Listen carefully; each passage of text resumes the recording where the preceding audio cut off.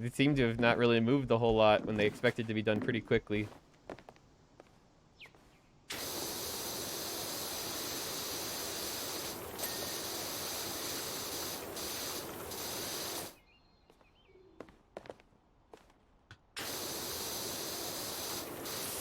Can't imagine the sanctions are good either for Russia.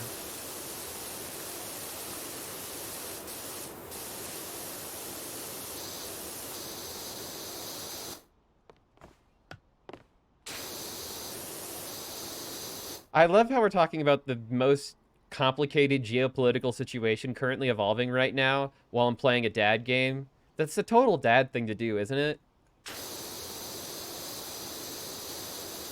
What's your favorite color? I like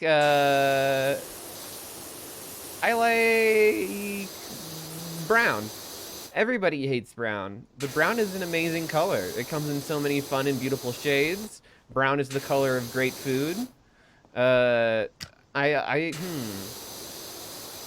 would say the brown of a delicious, yeah, steak or maybe even a nice grilled chicken.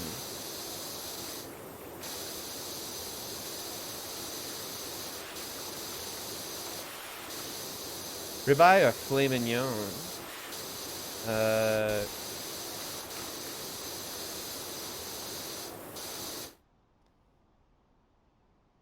hard.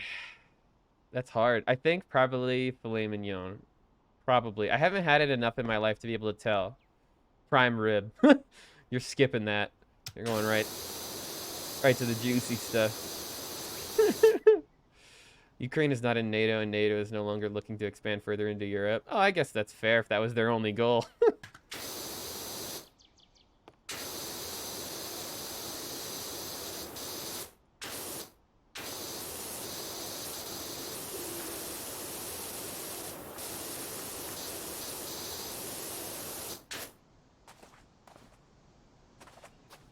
This roof is looking good. Only a little bit more.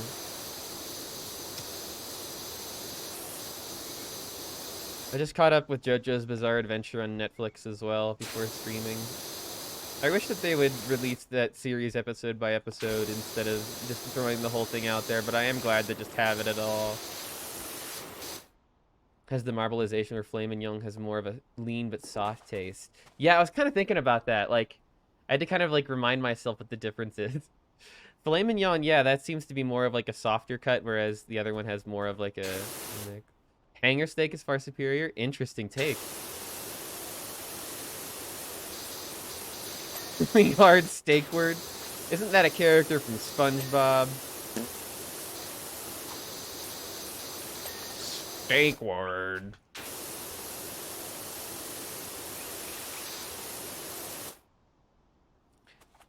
Squid is very difficult to cook correctly.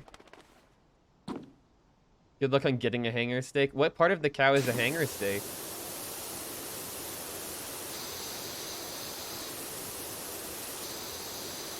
Raw and rubber. It's like, yeah. Yeah, no, straight up. I've only ever had a little bit of really good squid in my life. Hansel looks nothing like Rocky McGee. Hansel has a huge beard, long unruly hair, and defeated eyes. You can tell with his eyes especially. That's the most important part. Rocky was such a clean-shaven, handsome, with such spirit. Who's Rocky McGee? I'm confused. What did Rocky have to do with this? I thought he was a boxer, not a candy confectioner.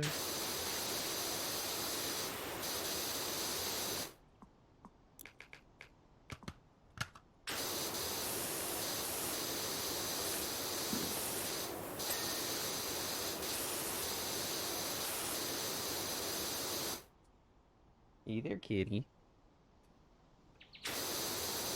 Oh, it's the diaphragm. That's interesting. I've never heard of a hanger steak before. The oddest support call I've ever had to resolve at work. The oddest.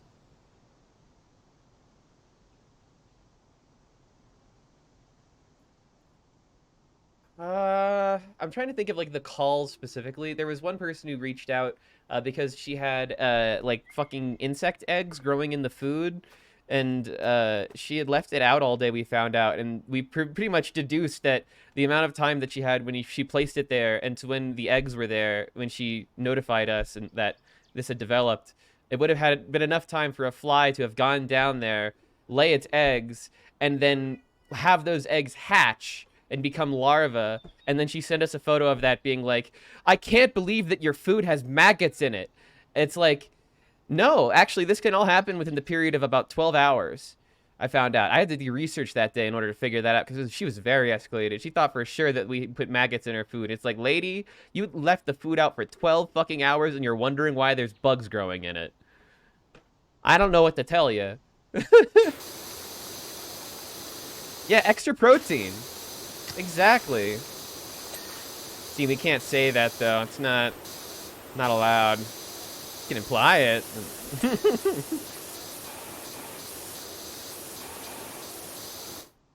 Can you fix my phone? I don't know what it is, but the screen is broken. Oh man. What was the solution to that one? Just turning the power on?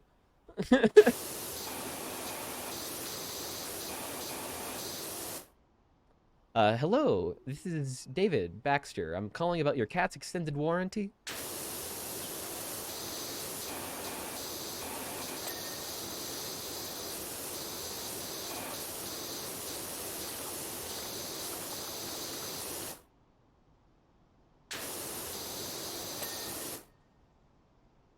Most brands would just fall on the sword and send her a coupon for free cans. I mean, probably, but we were pretty damn sure that's what happened. Because it's like, we want to ask a lot of questions to figure out exactly what's going on before we refund in a situation like that. Because if we just accept blindly, yeah, we got maggots in the food, I'll refund you. That looks horrible for our business. So we want to be able to be like, nah, bitch, like, that was you. That was all you, man. Like, you left that out for 12 hours. We can't be liable for that. Exactly.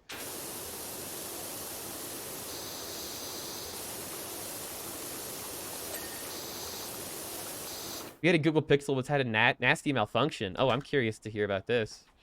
What was the malfunction? Did you put it in rice and then fix it that way? I did that with my old iPod. Didn't work.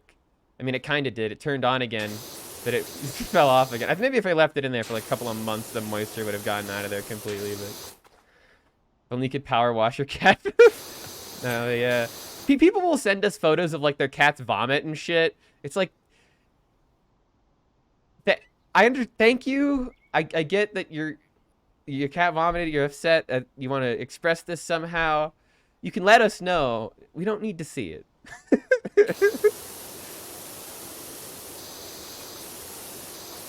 Yeah.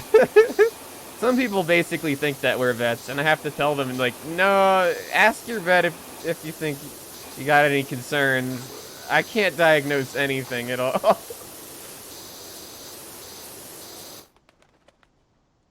The only thing I can maybe diagnose is eating the food a little too quickly. That's the one thing that we say when cats are eating the food and vomiting. Like, well, how fast were they eating? Did they scarf it down? Yes? Okay. Try smaller portions. Just a little bit. It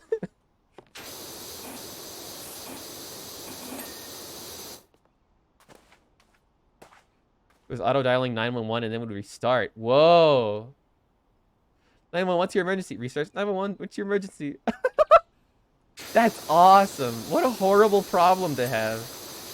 How did you fix that? You just factory reset it? It's all about the crack we're hiding inside, isn't it? That's what life's all about.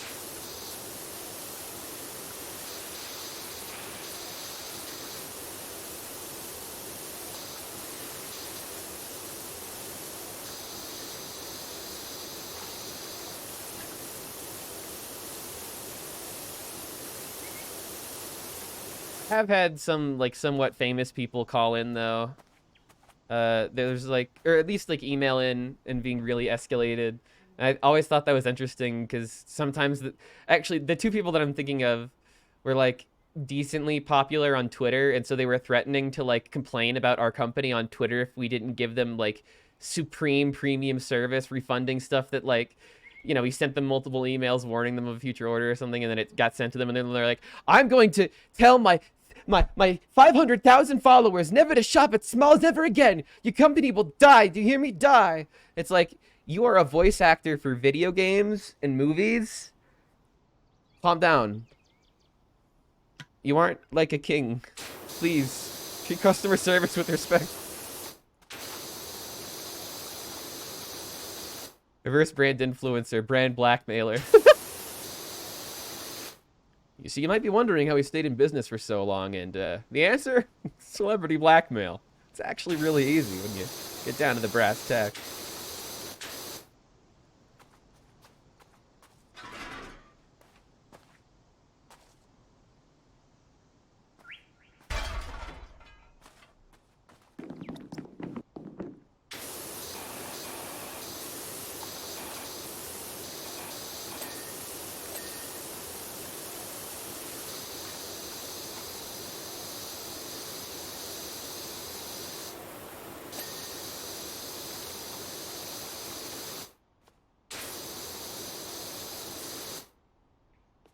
We do work with influencers, though. That's actually one of the ways that our business grows really well, is just being like, yeah, like, we'll give you some free food if you partner with us, or sponsor our stuff. Speaking of blackmail, you wish Hoover was in charge of the FBI for Trump? Which Hoover? The only Hoover that I think of is the Hoover that commissioned the Hoover Dam.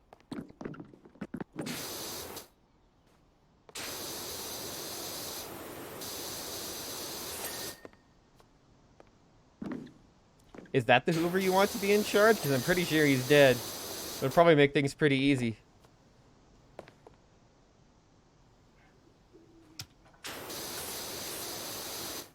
It's me, Albert Humphrey Hoover. Hoover. J. Edgar Hoover, the one that blackmailed President Kennedy. Oh, damn. Huh. I need to rush up on my U.S. history. I don't remember that exactly.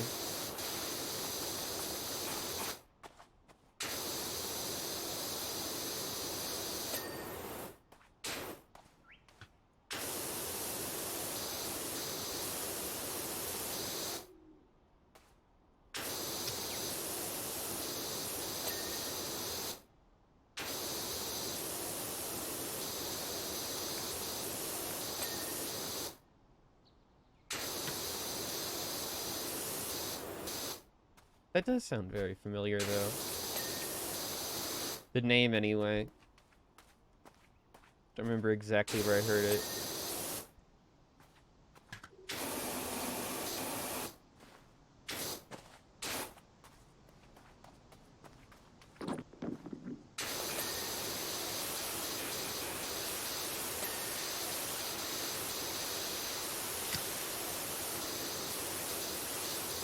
Oh, I just realized there's this whole, like, wall on the outside I have to do as well. Interesting. Okay. I think I'll save that for last, actually.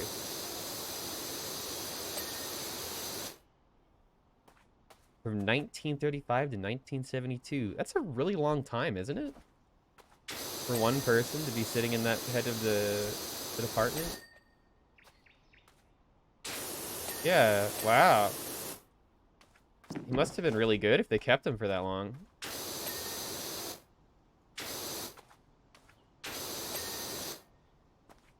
Fact checking. Oh, are you fact checking? I am in the middle of power washing, so that would be great to hear.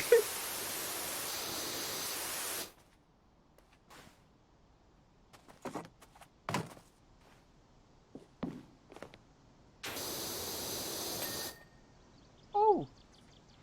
Oh, hi there. You ran away.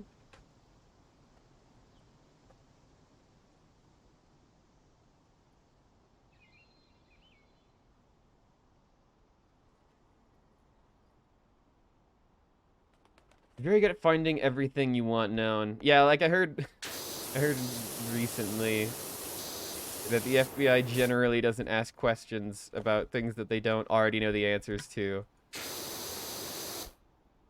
which seems to make enough sense.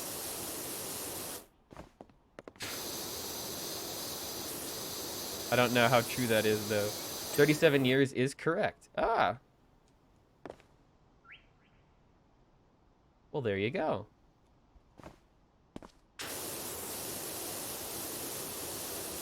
First FBI director ever. Wow. That explains why he served so long. He definitely would have blackmailed Trump into obscurity.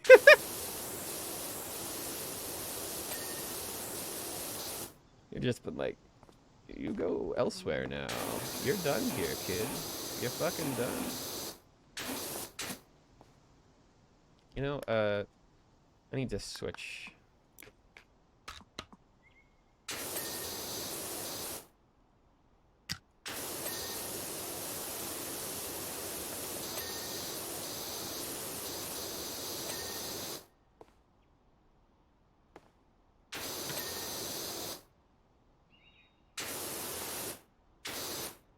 There's a little piece I'm missing on the sidewall.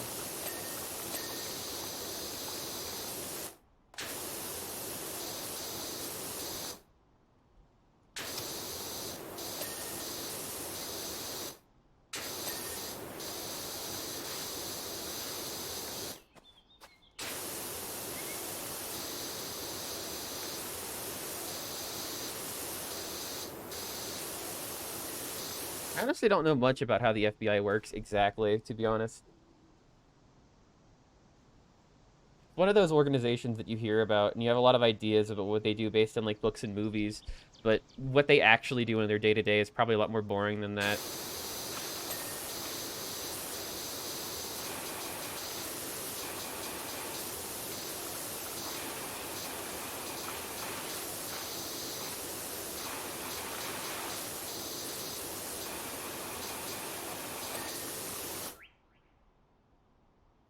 Oh, your wife is the daughter of a communist politician? You'll withdraw from the campaign or release everything you've done. Man, is that why we used to have integrity in politics? That there was just a guy blackmailing everybody and that's why they had integrity? Should have that again if that's the case. It's an oversimplification, but...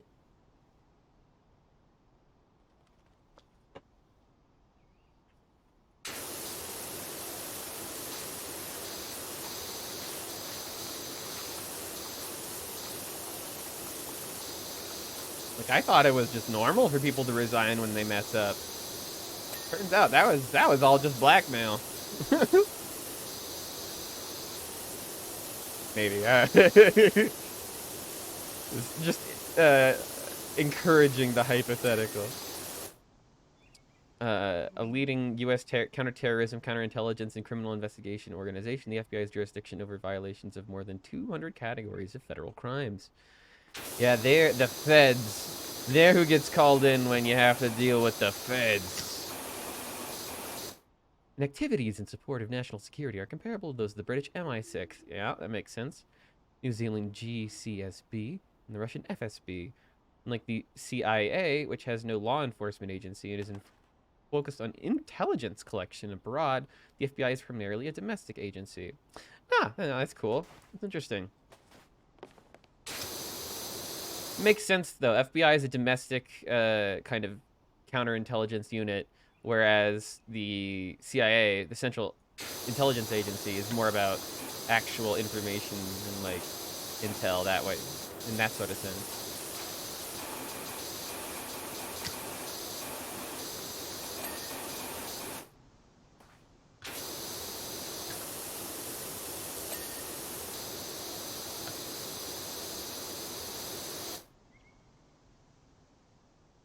FBI is sent abroad sometimes too to help investigate on... Oh, interesting. I guess because they're the only like law enforcement side of that. It's sort of like the domestic version of Interpol.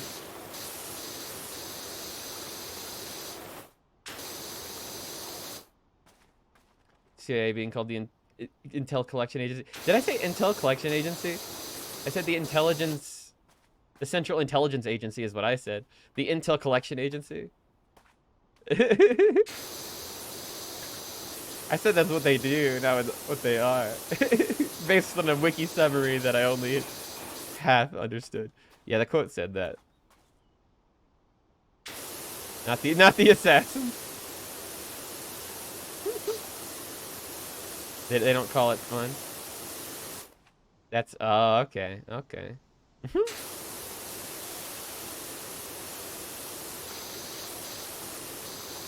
And oh, the Avengers, of course, and Hydra as well. Yeah, it's all very above board now. And the Illuminati, the Knights Templar. Who else? The furries.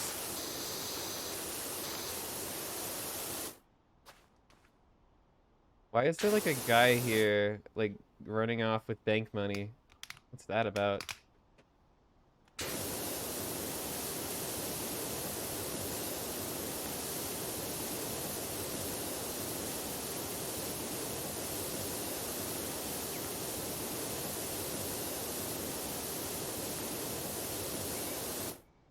Nice independent republic you got there. Wouldn't be a shame if... Oh, it's the CIA, the people who do those kind of things as well. Rocky would never run away from the law and hide out in a dank cottage for years, claiming to be a baker unless he was completely desperate.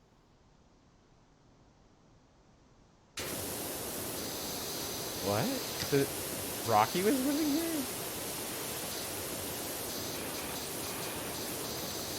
The CIA are like the people who saw like people like practicing socialism and then was like, oh, can't let that happen, and then overthrew the government. Does that mean that they have like troops in the CIA? Like it's its own sort of military component? Like maybe they don't have like a police domestic component, like in an investigation unit, but they do have like a military unit. I don't know how that would work. I haven't really. Yeah, I get Bourne Identity. Of course, all of my knowledge of politics and the world comes from the Bourne Identity. Actually, CIA doesn't have troops. Military has their own special forces.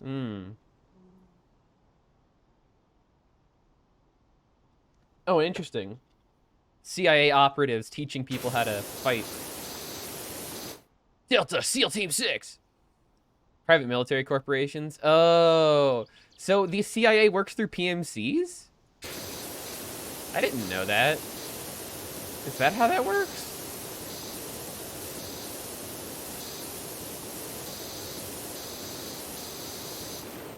You're so into getting banned tomorrow. And it's not even for the nudes.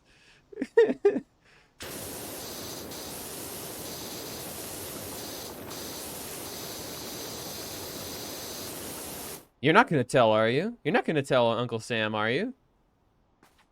Slug nudes may have been worth.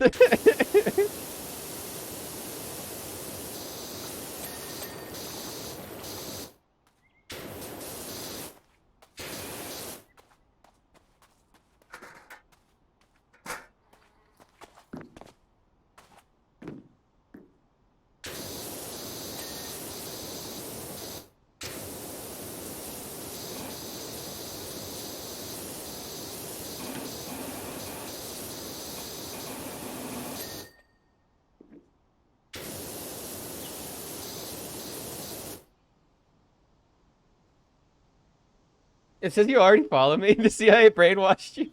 I honestly don't know how you got here either. I've been wondering that because it was the first time chat tonight, and you haven't followed, and I was like, I wonder if they're already following. I'm trying to rack my brain to remember too, Panda, but I can't remember. Mutual followers might be a thing. You can look at my recommended on the bottom, my recommended streamers, and see if there's somebody there that you recognize. Might have just come along for a raid at one point and forgot that you subscribed to me after the raid or something.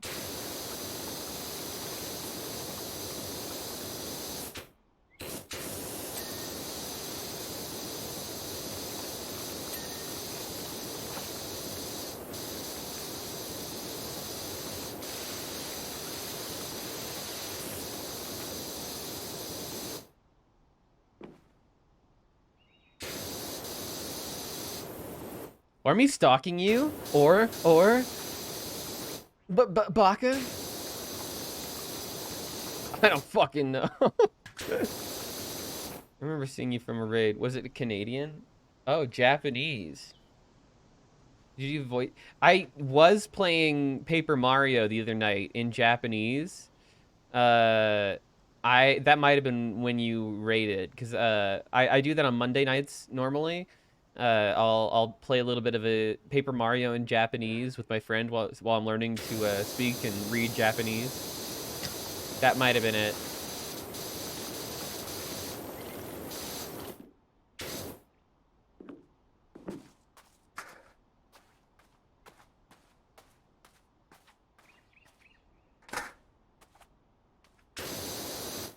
Old and senile, can't recall. Hey, that's fine. Or I'm a politician, deny, gaslight, girl boss, deny. Gaslight, gatekeep, deny.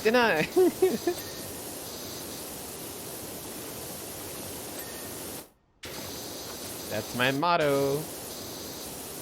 I've been watching Better Call Saul. I just finished it, actually, and that show is really, really good. I just had thought of it with the whole denying everything thing. Denial is a very big part of that show.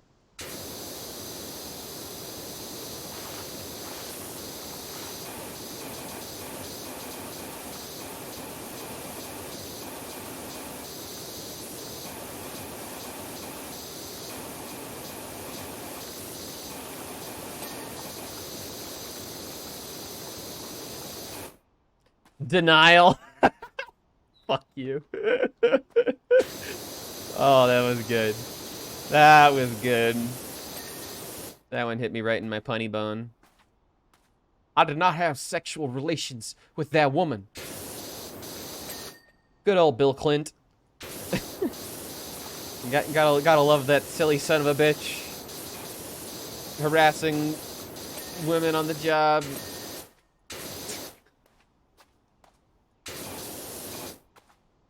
Isn't Denial a city in Arizona? You know, I wouldn't be surprised. Hell is a place in Michigan. Tiny little town with a bar and a post office. Called Hell, because that was the place where farmers would go to drink and their wives would say, he went to hell.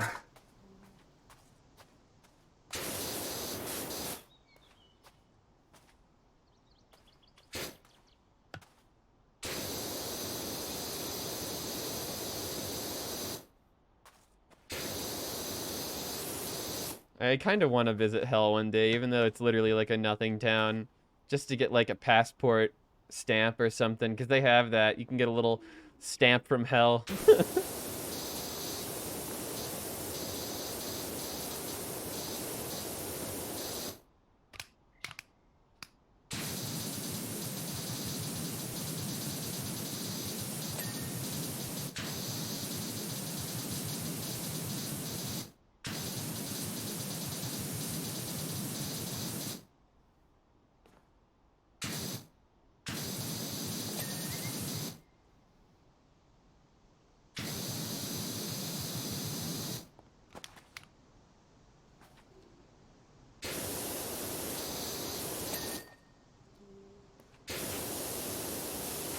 You know, either way, Panda, I don't really care how you got here, how you managed to find your way into my neck of the woods. I'm just happy you're here. Thank you so much for joining us tonight. Appreciate it. It was a late night tonight, and you joined at the perfect time. Genuinely. Appreciate it. Means the world.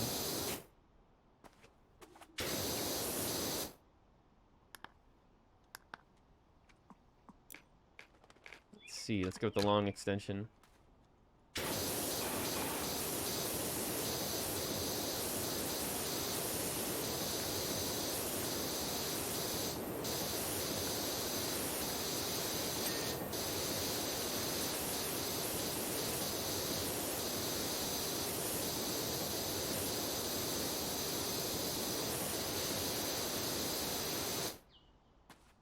Get a ladder for this.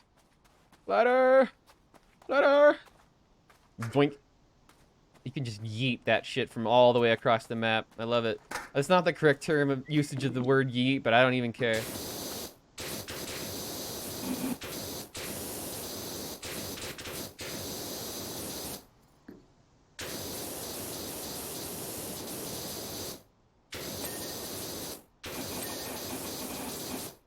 Excellent.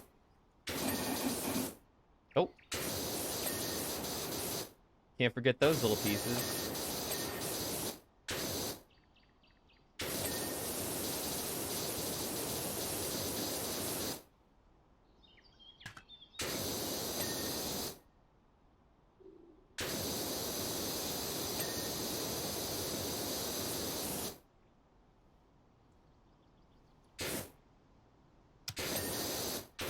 Excellent. Are there any other spots down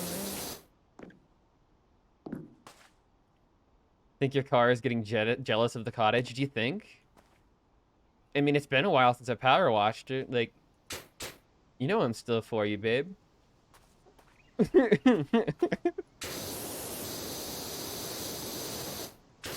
You know I'm still all about you. No! I'll give you 3. 3 squirts. Make it 9.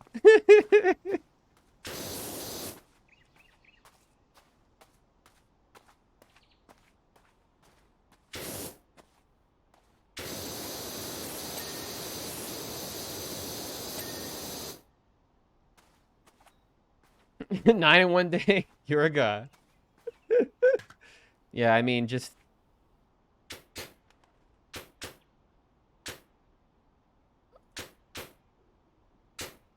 Wow. I mean, can you believe it? Can you believe it? Yeah. Yeah. Oh.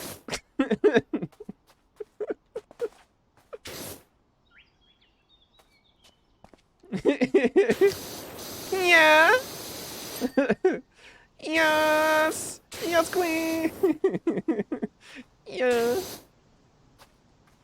Yeah. Uh-huh.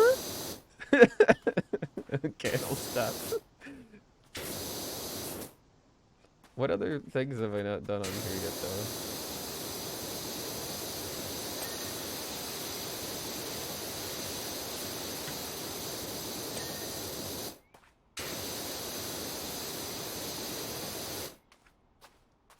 How do you know when you're 100% done?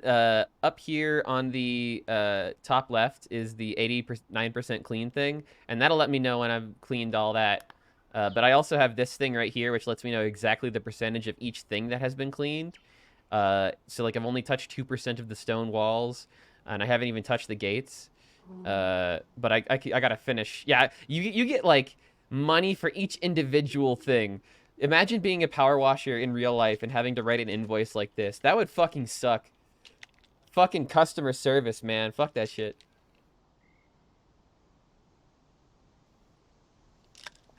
$600? Yeah, I'd like an extra $24 if you'd like me to finish these side gable roof frames. I know that I've already done it part of the way, but, you know, I'm gonna need the full amount if you're gonna want me to finish it. That is true, though. $600 in 1 hour is a great return on investment.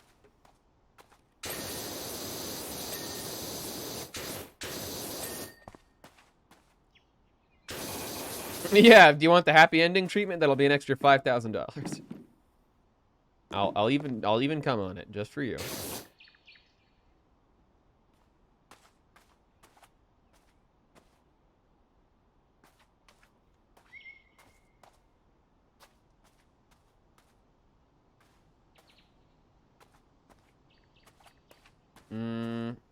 Ah.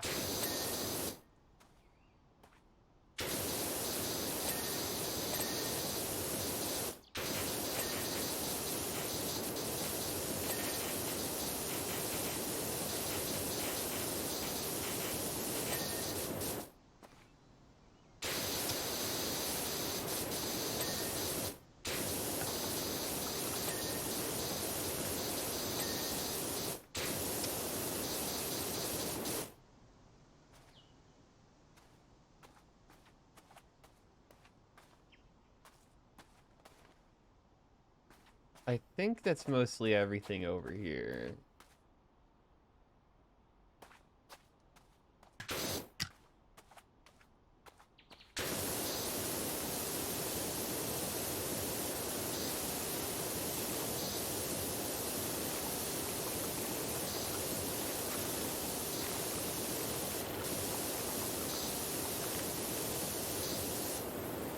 I'd be curious to see if Lawn Mowing Simulator has the same sort of visceral thrill as this, but I get the feeling that it's a little bit more of a niche game, because this is just so immediately satisfying in a way that, like, is so understandable. It's like you're playing a first-person shooter for dirt. Driving around in a lawnmower seems like a more monotonous activity, because you're always at a set pace. Like, you can't, sure you can do every wall like this, but even that's pretty fast. You know, in like Lawn Mowing Simulator, you'd be going through that same thing, like,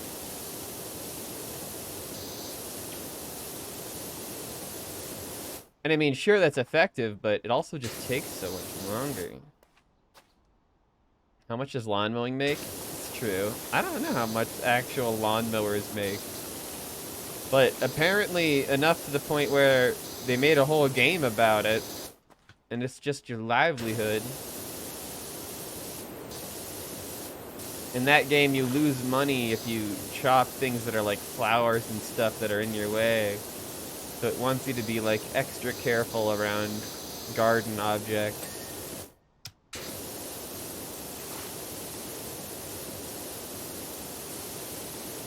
But in this game, dude, you can't power wash anything incorrectly. There's no chance at failure.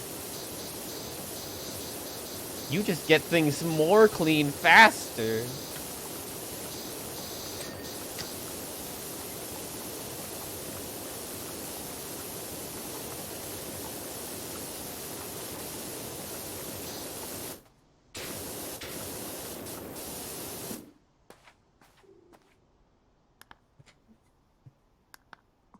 I'm gonna switch my nozzle.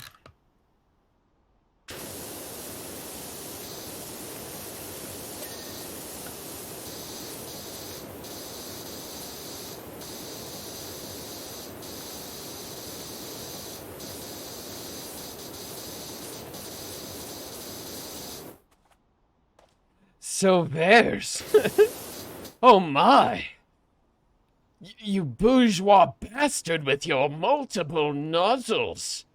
How have you to afford this with your meager power washing funds? Perhaps you are supplementing with the drug?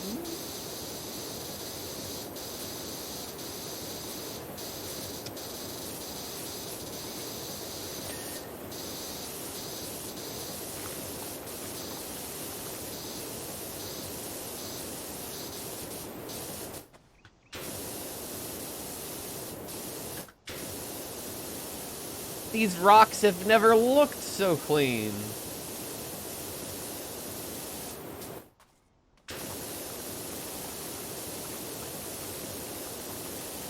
Also, I just find it worth mentioning that I'm only allowed to power wash this side. Theoretically, the other side would not, like, it would still be dirty. But in reality, only the inner side of this thing is ever dirty, because they never want you to leave the fucking perimeters of this gate that they give you.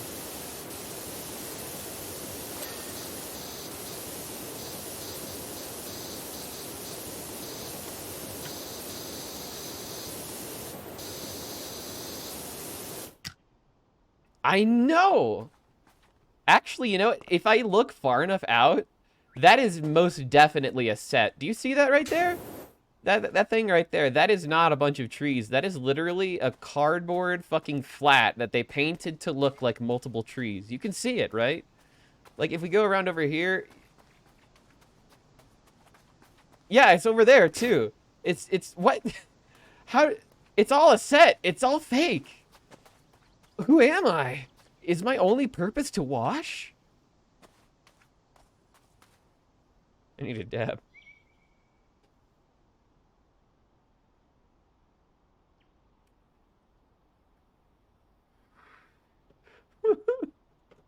I can't think like this.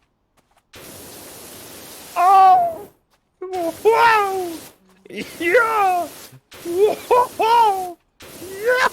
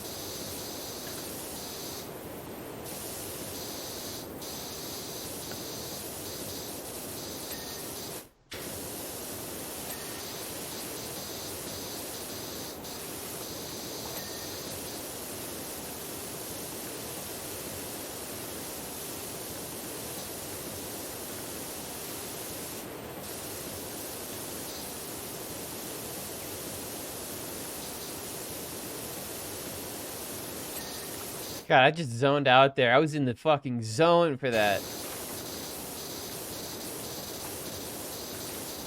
Oh, that's so satisfying. What do I have left to get from this? Bit on that side, maybe. Bit on this side. All done.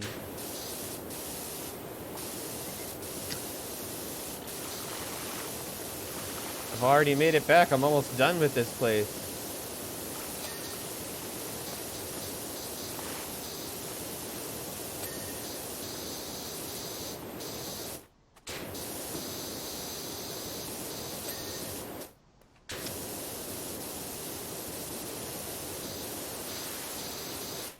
What haven't I done yet?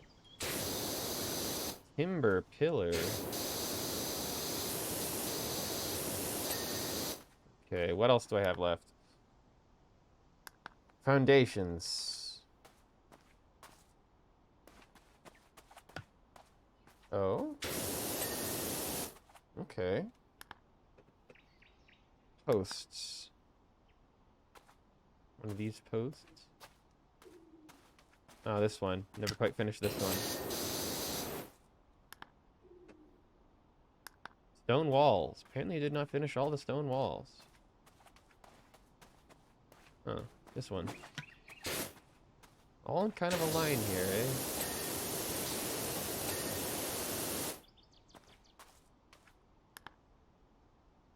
Timber frames. Oh.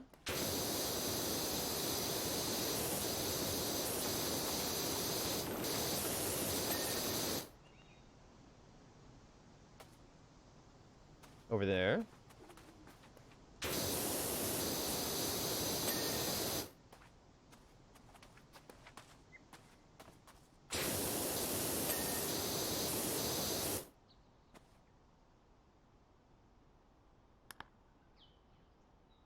Still got more timber frames. Yo, what's up, Stretchy? You're at your mom's house. Headed home tomorrow. Wonderful. I'm going to be traveling here soon, so I'm going to be gone for a lot of next week. But I'm really excited. I'm heading to Puerto Rico for a work trip. It's going to be a lot of fun. Hope you're having a good time at your mom's. Let's see. Where are the things I'm looking for? Oh, there's one.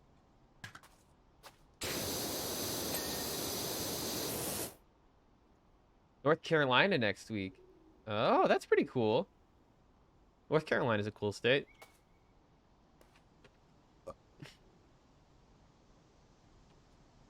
Yeah, I'm really excited for Puerto Rico. I've never been to a tropical beach before.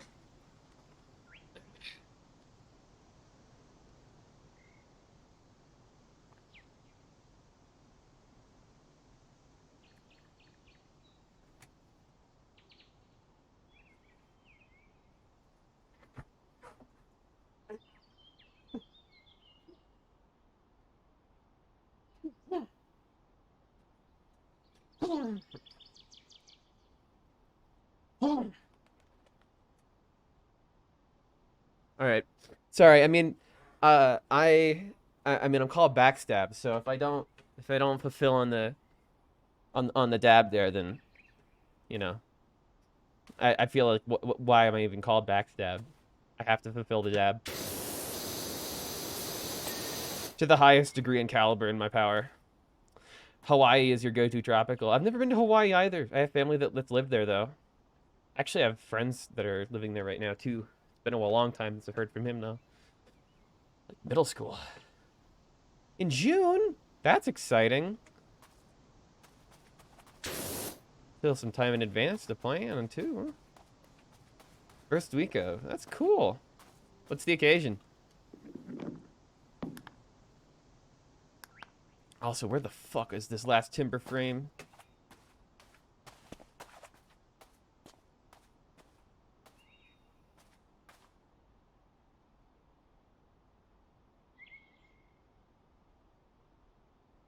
Can be lots of chickens in Hawaii, eh? You got suckered into a timeshare? Is that true?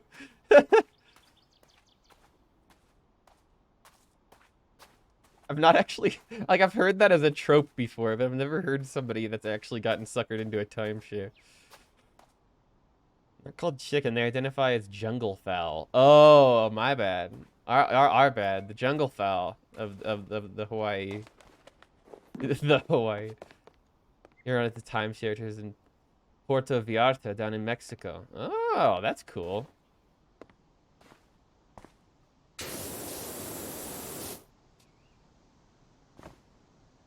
Dang, you have? That's cool. Via cruise ship? Oh, hell yeah.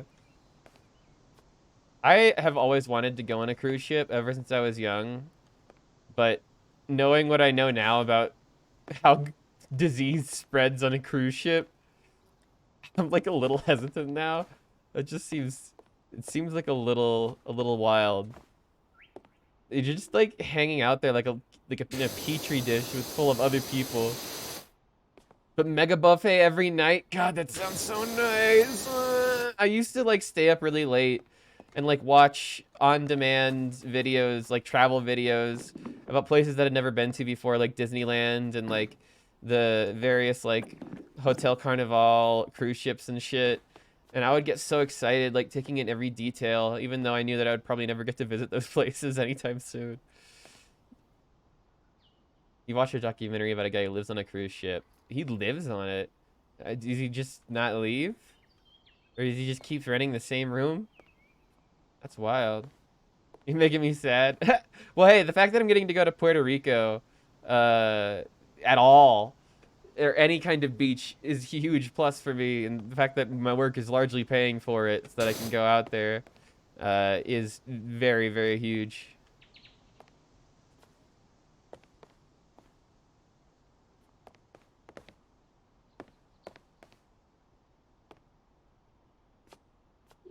Way closer, but not tropical. We had a heat wave last week. Oh yeah, I think I heard about that. Pretty intense, eh? 110. Damn. That's so fucking hot though. Fuck that shit. Oh, where the fuck is this last timber frame? I swear to God. Am I blind? Have I walked past it already like 5 times? Oh, there it is. Wonderful. Okay, now then. Window frames. I've not finished the window frames, have I?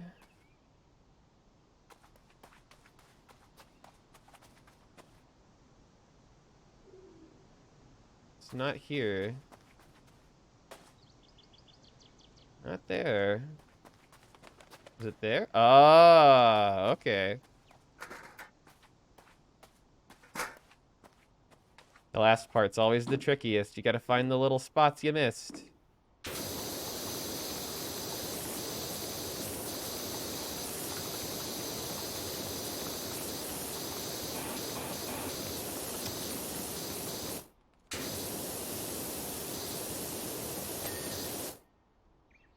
A ladder safety tip. Hit me with it.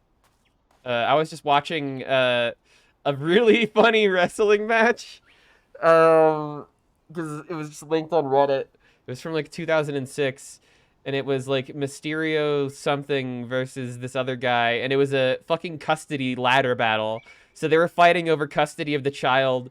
The birth father was the heel, and so he was like being all mean to the kid and like, "You're coming with me, kid." And then the other guy was like the adoptive father, the one who's actually raised the kid most of his life. And he like solemnly like took a bunch of hits, like insane fucking gymnastics and smacking each other with ladders, jumping off, doing crazy fucking drill dives. Fucking, it was such a good match, honestly. And it's so absurd. It's only the kind of thing you could do in fucking wrestling, that storytelling. Because there are so many fucking plot twists in that match. People jumping up onto the stage that you would never expect just to interrupt and like fucking change the flow of the fight. It's so awesome. Even though it's pre-scripted, it's just such an entertaining show. It's so much fun to watch. Anyway, that was my ladder thing that you reminded me of. The fucking cage match. I wonder if I still have it open. If I could... I don't think I do. Oh, no, it is. I still have it. It was specifically Rey Mysterio versus Eddie Guerrero ladder match in SummerSlam 2005. Just like fucking Google this if you want to have an amazing, amazing time. It's free on YouTube. It's fucking incredible television. You snapped your pinky finger bone last Xmas for a sliding ladder. Oh, damn. That's no good. That'll mess you up good. What the fuck is the gables? Back gable roof frame? Fuck is a gable?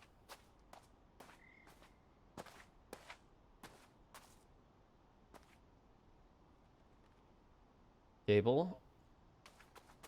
Where'd the gable? Where'd the gable at? Oh! I found the gable.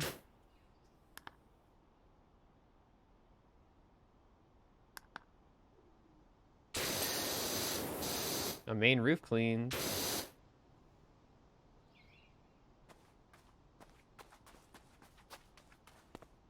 Oh.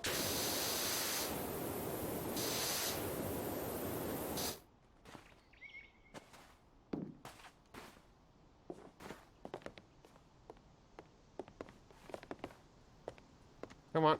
Come on. When you lean a ladder against a wall to feel the safe angle for the ladder, put your toes so they touch the feet of the ladder and reach your arms out. When your hands are able to grab the ladder, that's how you know it's leaned enough. Oh, interesting. It sort of reminds me of...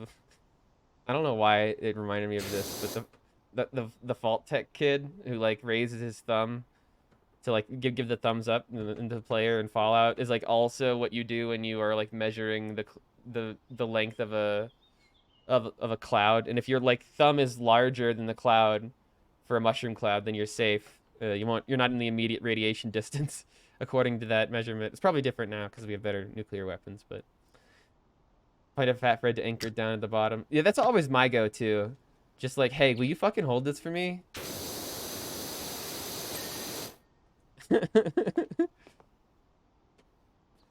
I don't trust my math. You got me, right?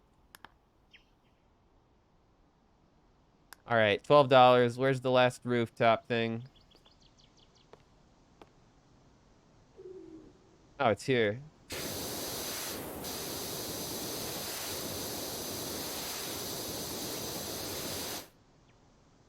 Is it?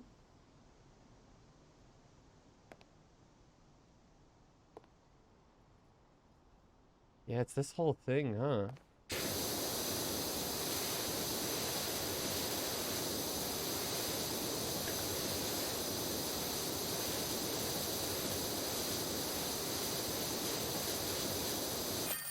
Yeah, there we go.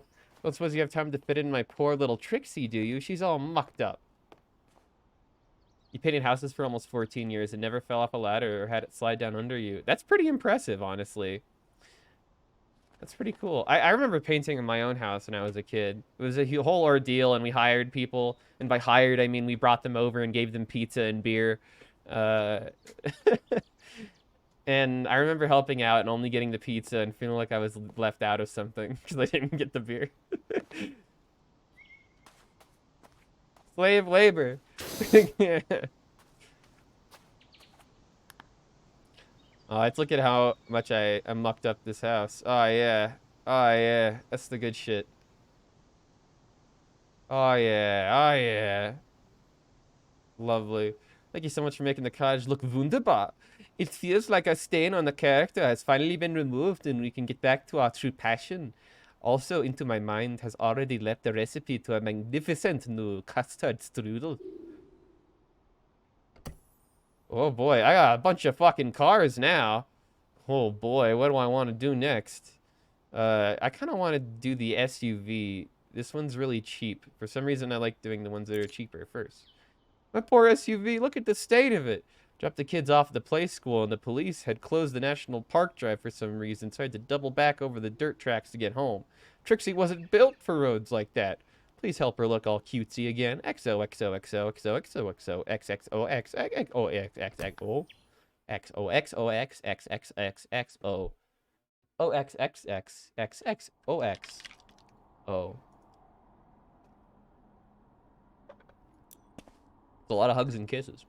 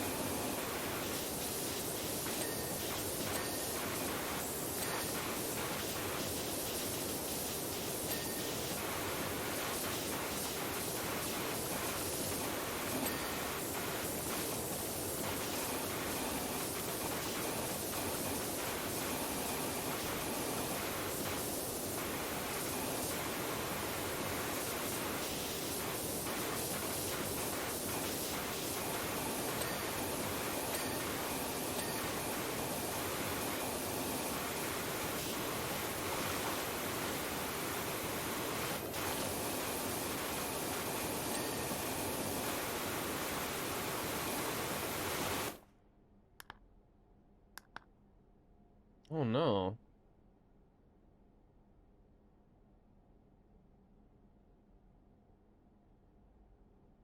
Is there extra points for going faster in this game? There is actually a challenge mode version of this game where you're supposed to clean it as fast as you possibly can. I feel like I might be okay at that, especially if I got all the upgrades for this, like, really nice power washer here. I'm sorry to hear that your dog needs surgery, though. That's really rough. I hope that goes well. I know how stressful it can be to have a animal that has a medical emergency like that.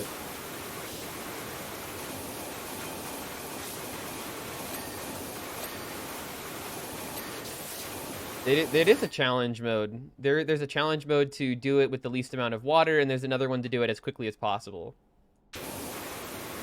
I don't know what else to call it. I mean, there might be a different name, not just challenge mode, but the game does allow you to do that.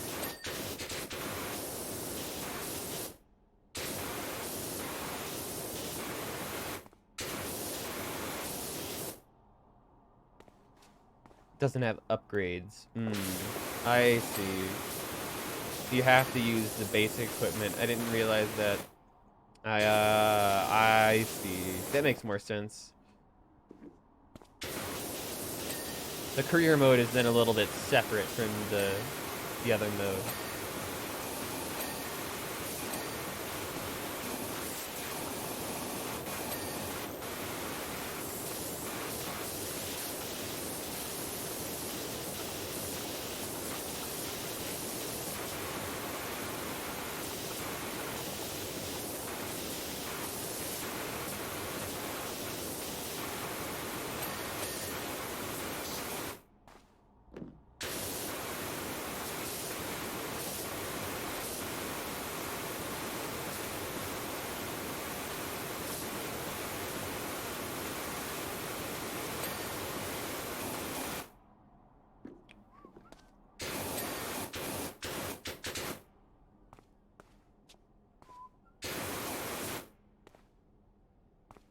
Getting the surgery done a day before we leave on your trip. I gotcha. Hopefully that she'll be better by the time you get back, eh?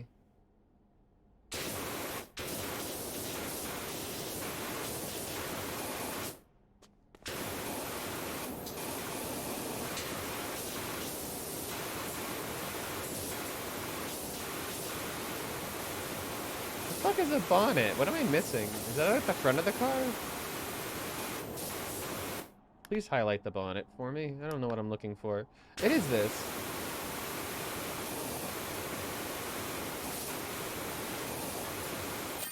Ah, it was this side that wasn't getting clean.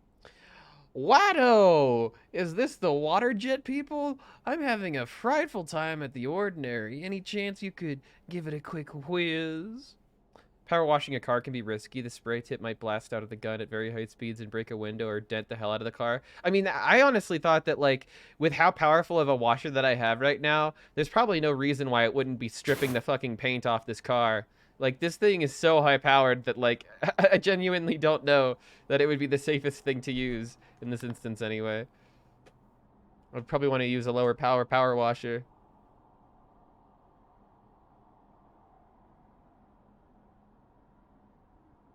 Easy peasy. She looks beautiful and just in time for my afternoon catch up with the girls. Thanks muchly. XOXOXOX. Oh my god, that is awesome. We have to fucking clean the penny farthing. Algernon Evans. Came a cropper in the old bicycle. Seems an element of rust may have crept in and seized the ready stop blocks. Give the old boy a quick swish, and there'll be a shiny through penny bit in it for you. Okay. Fuck yeah, let's do it.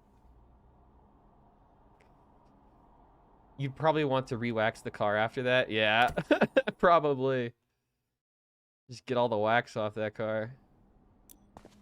Okay, you want to know what I'm gonna do for this? I have a special something I've got prepared for this one. Let's do metal cleaner to start.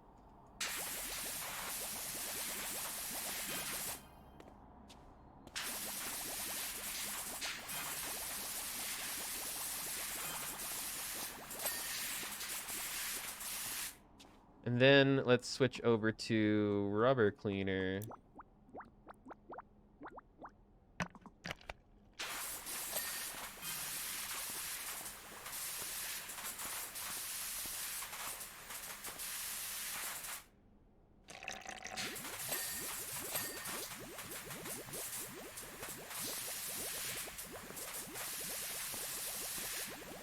What am I missing here? I feel like that's metal. Or is it like wood of some kind?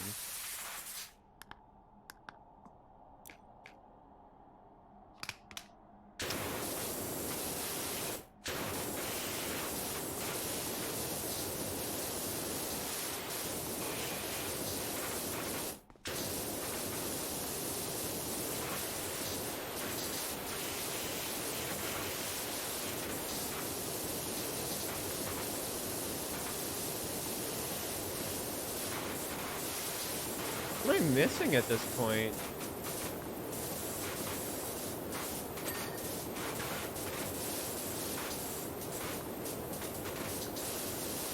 It tells you the material.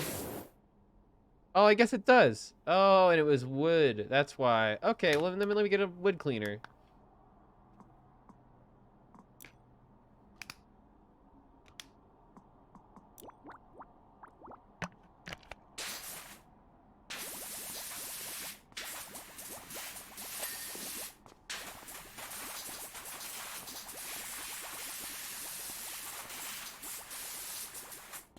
Did I do it? I spent more in cleaning liquid for this than I did actually. Fucking power washing anything. There we go.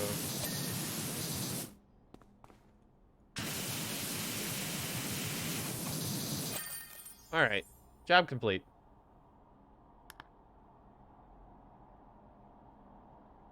Soap worked well, except for the parts that it didn't work on. You started seeing physical therapists that specializes in... Oh my god! That is kind of trippy. Huh. That's cool that you're seeing somebody special for that, though. That's awesome. What do I want to do next? Maybe let's just clean Grandpa Miller's car. Hello, Doc. I hope you're having as good with cars as you are with houses, because I've got my old wagon out of the garage, and it's dirtier than a dung beetle's Christmas list. It still turns over fine, but I'm not talking not taking Dolores out for a spin till it's as gleaming as she is. Thanks, Leonard. I hate people who didn't type messages like this. I get it, but it always makes me feel like they're yelling at me, even when they're not.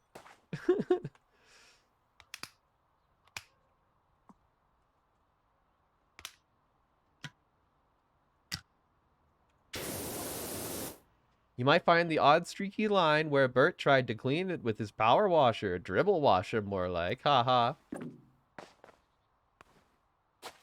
Oh yeah, you can see a little smiley face. You should take care of the car to begin with. Yeah, jeez, this is your pride and joy. Looks like this thing has been rusting for years in the back of an abandoned fucking abandoned jungle, I guess. I mean, fucking look at that thing. It's got overgrown moss and shit.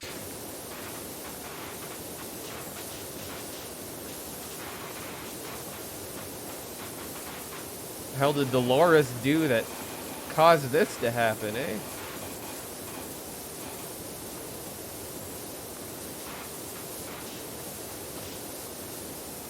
She cheated on him.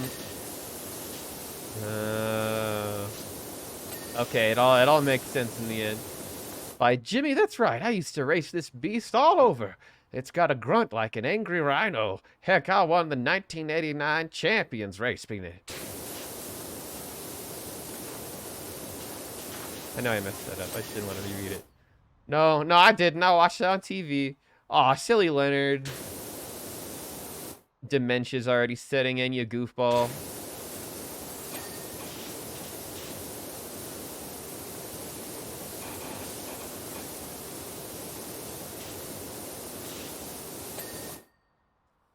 What does the make me transform channel points thing do? I mean, if you want to find out, there's only one way to do that.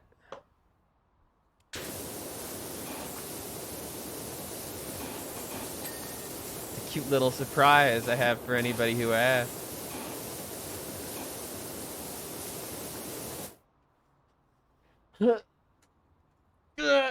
Okay. Oh, I'm not feeling good, guys. I'll be right back.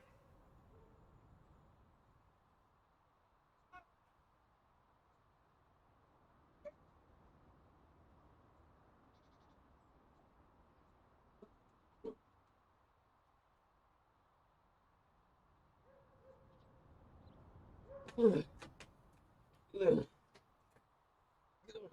good. Oh, I think it's something I ate. Oh, God. Anyway, back to power washing. Well, seems we're at an impasse. Can I just explore the neighborhood? I mean, this seems like a nice neighborhood, huh? The answer is that I can't see through that. I can see through maybe about that much space.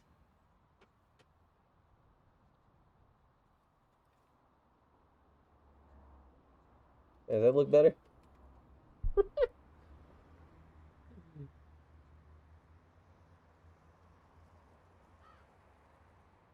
Hey, Clops.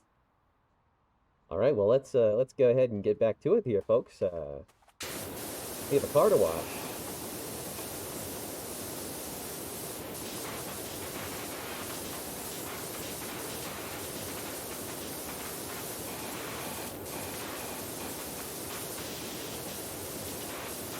The things I do for love.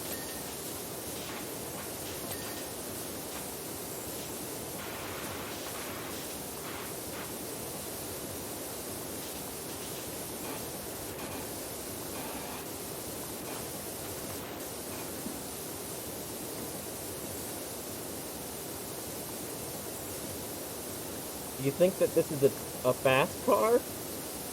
Perhaps even a turbo fast car? Oh, hey, Dirt. What? Get lost, would you? Okay. Thanks, Leonard. Appreciate it. Oh, I have a strictly professional relationship with Tails, and I have never. I we're good friends. We're good friends.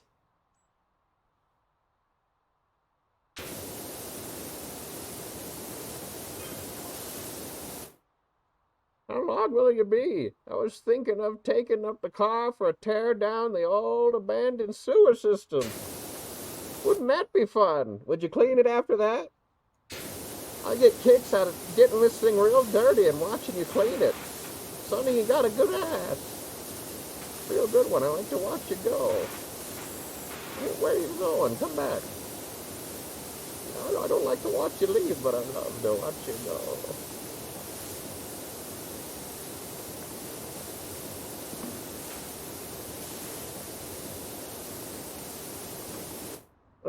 Tails is open to his own interpretation of events of what happened on the night of October 79. He can tell you whatever he wants, but at the end of the day, he's still my friend, and I still respect him, and I hope that he still respects me, and so I'm just gonna leave it there.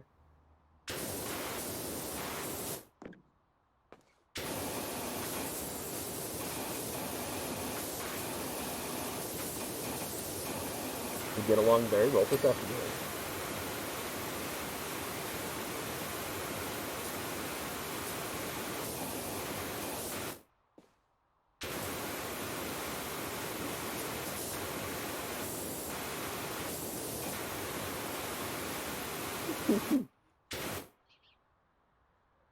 The Sonic cartoon.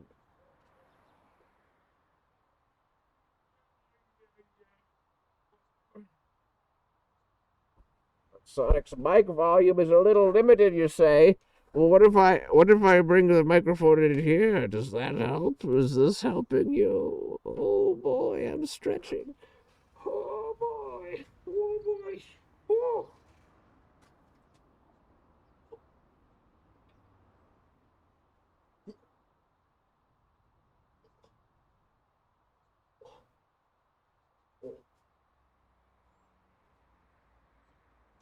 Generally, the rule is with the mask, if I transform, I have roughly the duration of the level that I'm currently in order for me to be able to remove the mask. So, yeah, if you wanted some asthma, I could get you some sounds for free. I mean, come on. Who doesn't want that? Who doesn't want the asthma?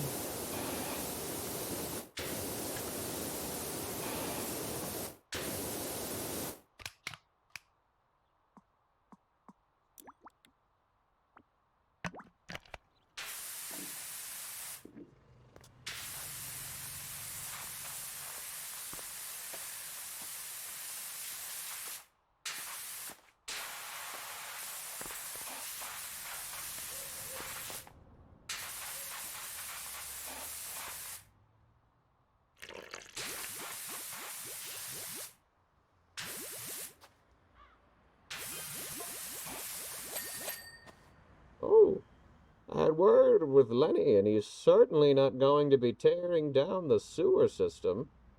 Or tearing it down the... Fuck, I fucked it all up. I fucked it all up, it's gone, and I can't recall. I just can't recall. I sound like Bane from that one Batman movie, do I? Oh my.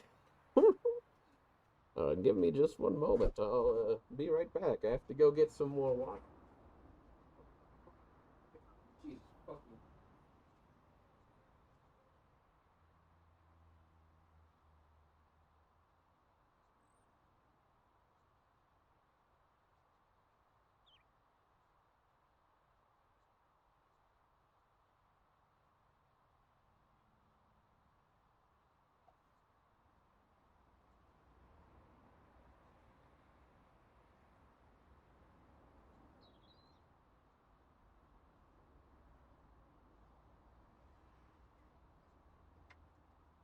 I'm gonna be honest, when I was getting this water, I just looked into my eyes and I really don't like what I just saw.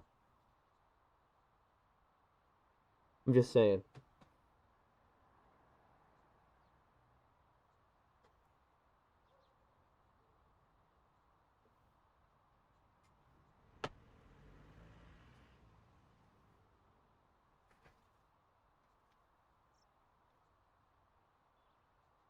Well, I'm glad that you feel that your money has been spent wisely. Your Bax coin is worth a lot, you know. It'll be worth even more in the future if you invest now. It's a speculative market where the price only goes up. That means you win. No matter what. And I win too. But mainly me. I'm the one who wins.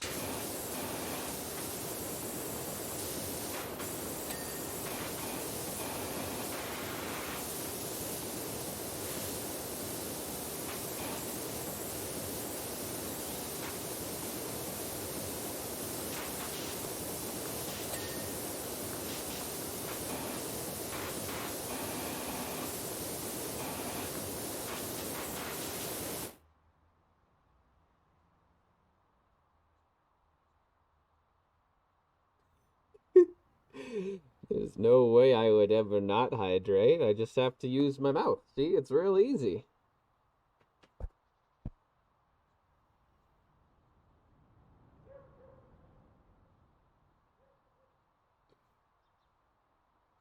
Delicious. Nutritious. I love it every time.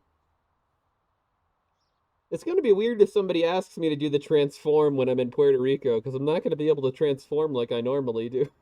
I won't bring the mask with me to fucking Puerto Rico.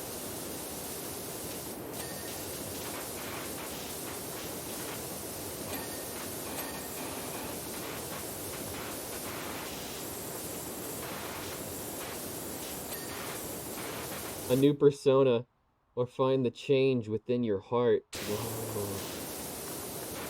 That's crazy. I mean, I don't really specify what I'm transforming into for the prize, so I mean, I might as well just transform into like some kind of thing I can create with just the things that I have around me at that moment. It doesn't have to be Sonic, even though that's what I intended to be when I made the channel point goal, you know. I could be creative with it. Make it work. You can make it better. You can make it right. You can be much better. You can make it right.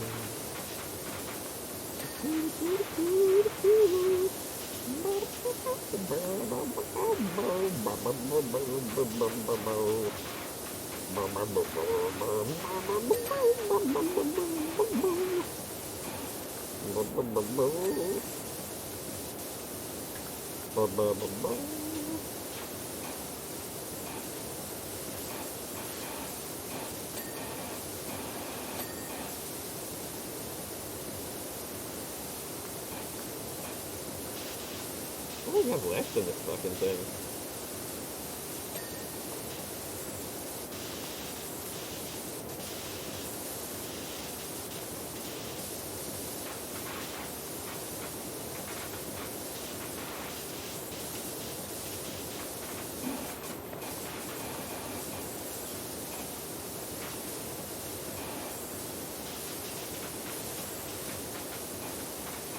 Gotta be something.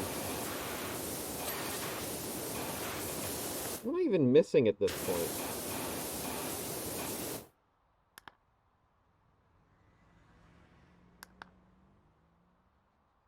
Oh, I'm sorry. The whole fucking car isn't quite good yet.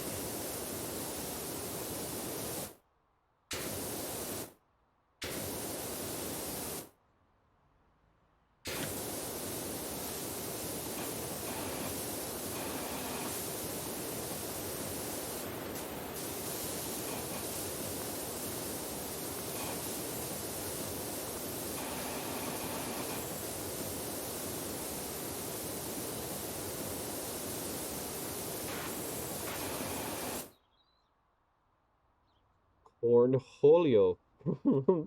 Beavis and Butthead. I don't know that I ever actually watched enough Beavis and Butthead to be able to know what to transform into, but I did buy a Beavis and Butthead Sega Genesis game that I can play here soon, which I'm sure that would be fun.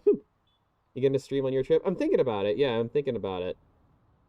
I think it'd be fun, at least just to do a phone stream. I probably wouldn't be able to play much video games at all, just to chat and kind of stream on my phone from the hotel after work or something. Uh, I was thinking like I could cover myself with sheets or something and turn myself into some sort of hotel mummy nightmare.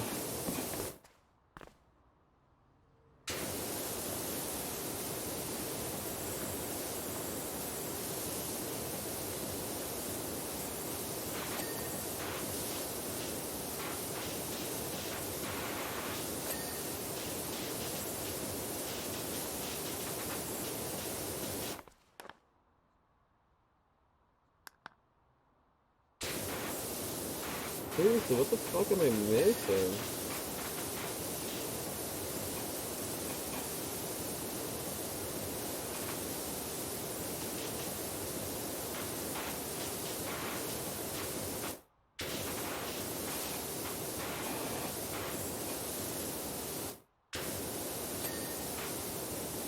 There's some of it.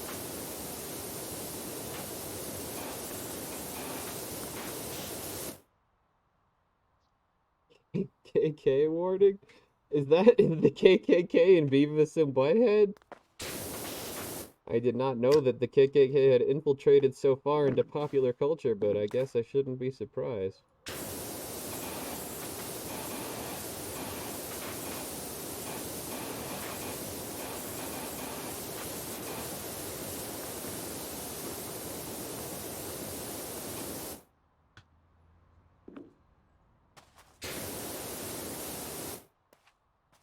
What do I have left on this thing? There we go.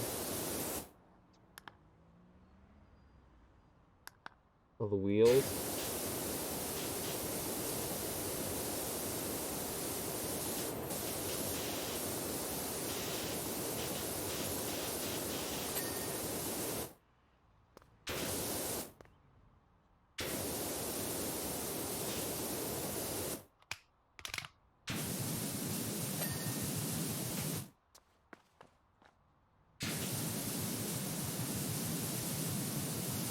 I get all the wheels?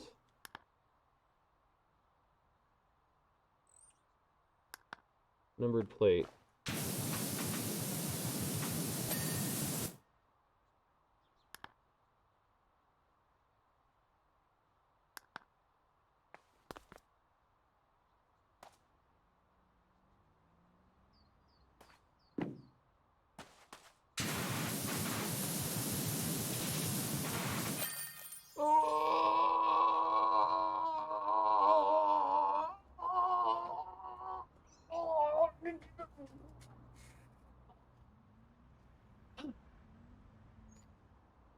Oh, oh, oh! I can see again. I can breathe. I can feel. I can. Oh, oh, God! It's pain. It's painful every time. Every single time I have to do that. I like that there was that little shot of me being like right in front of the camera.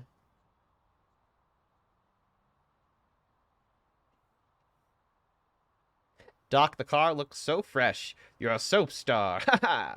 I cannot wait to see the old Bert's face when he sees me and Dolores streak past his front yard and he sees what a power washing pro can do. Okay, putting sheets over your head. Fair enough.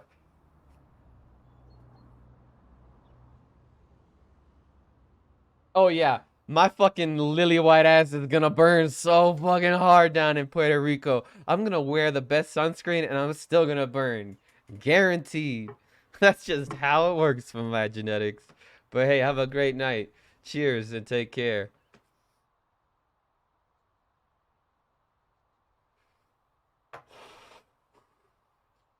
My cracker ass fucking indoors fucking shit. I'd never survive. Alright, this is the last thing I think I'll do tonight. Aura Smith and Jenny Pebbles. Doc, we'd like you to meet our trusty RV. Before we settled down at Esther's, we traveled around the country, chasing mysteries, doing odd jobs, just bumbling around, really. One day we might be deep in the wood, next we're traveling at breakneck speed across country roads, evading the authorities, all of which has taken a toll on our poor RV. Please give her the clean she deserves to reclaim her crown as queen of the open road. Let's do it.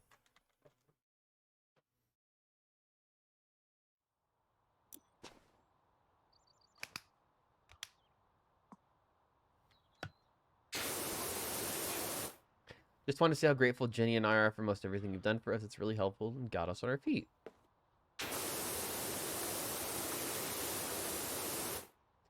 Vehicle's a little girthy, even for me. Oh, you don't believe in my skills? It sounds silly, but washing the house when no one else would made such a difference. And as for the car... Oh, yeah, this is the house that I cleaned a while back. I remember this house. So they want me to come back to help clean their car, too, huh? Alright, alright.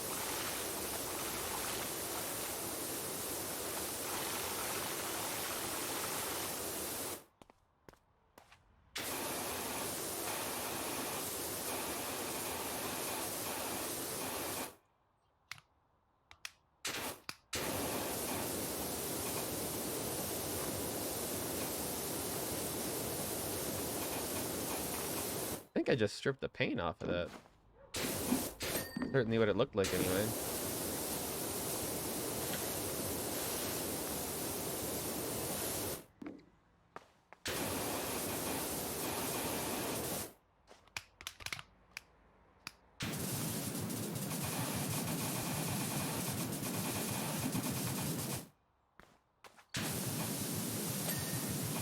There's that.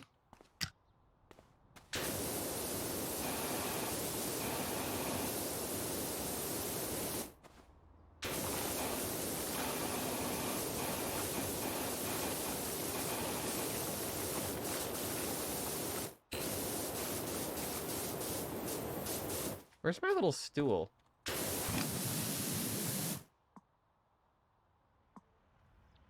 Gimme something. I need something.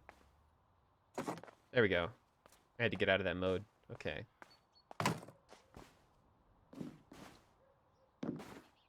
Okay, no, I actually do need the ladder. You know what? Let's just get going up here.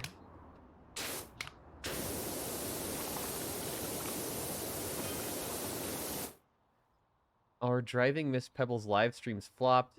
The fans just wanted Esther, so we sold the car for a lot. I mean, a lot. I mean, yes, we do want a supersize a lot.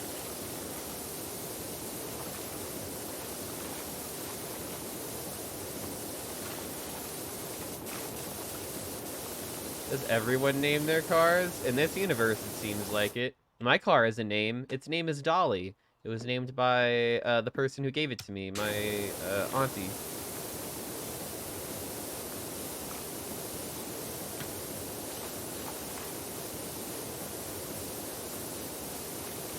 What kind of a car is Dolly? Dolly is a Toyota Camry.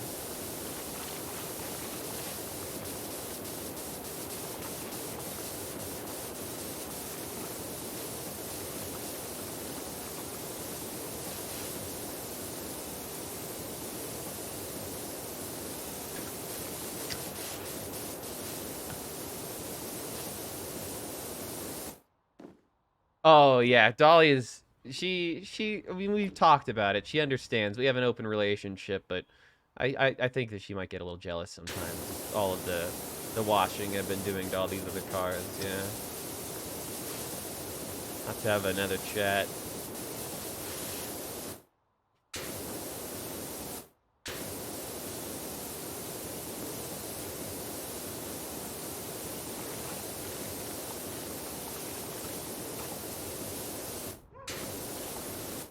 I just hear a dog. The first living thing I've heard in this game.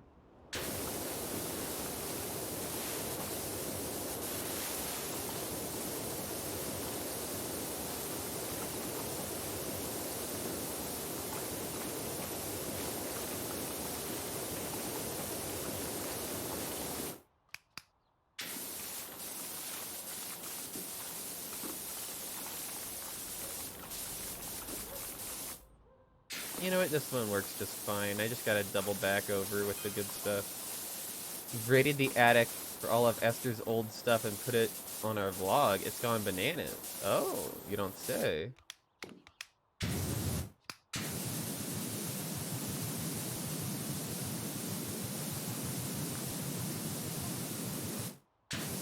Fascinates me most is the telemetry. I'm getting really into analytics. Okay. Tell me more. Oh, okay. Disappear.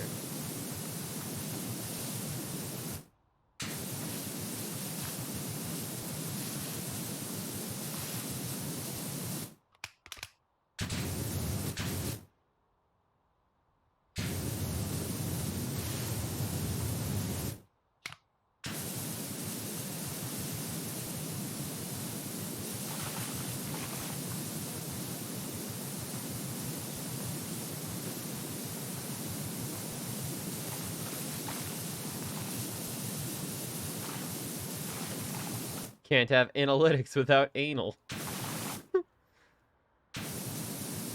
Clever joke. I think I might have told that one too in middle school.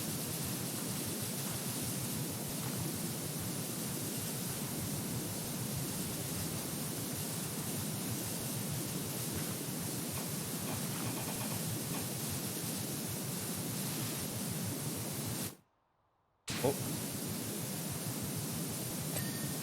can't forget that.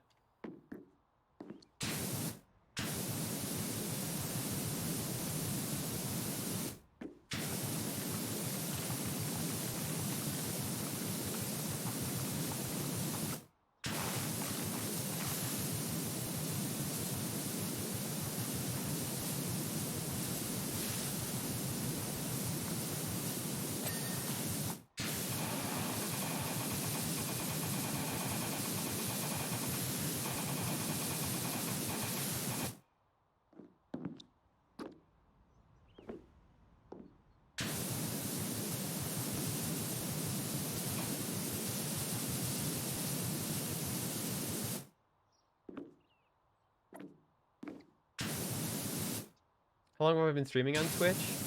I started streaming a little bit after I graduated, in around August of 2020, and I've been streaming since. I take a little bit of breaks here and there sometimes, just for my own mental health or physical health when I had an episode of IBS flare-up, but other than that, yeah, I graduated from college. I graduated in 2020, the year of the pandemic, with a theater degree. Imagine how far that got me.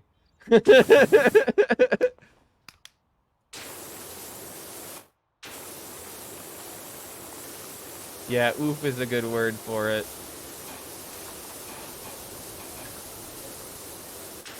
I still don't regret it, but it does kind of suck because the industry that I really wanted to be in basically went out the shitter.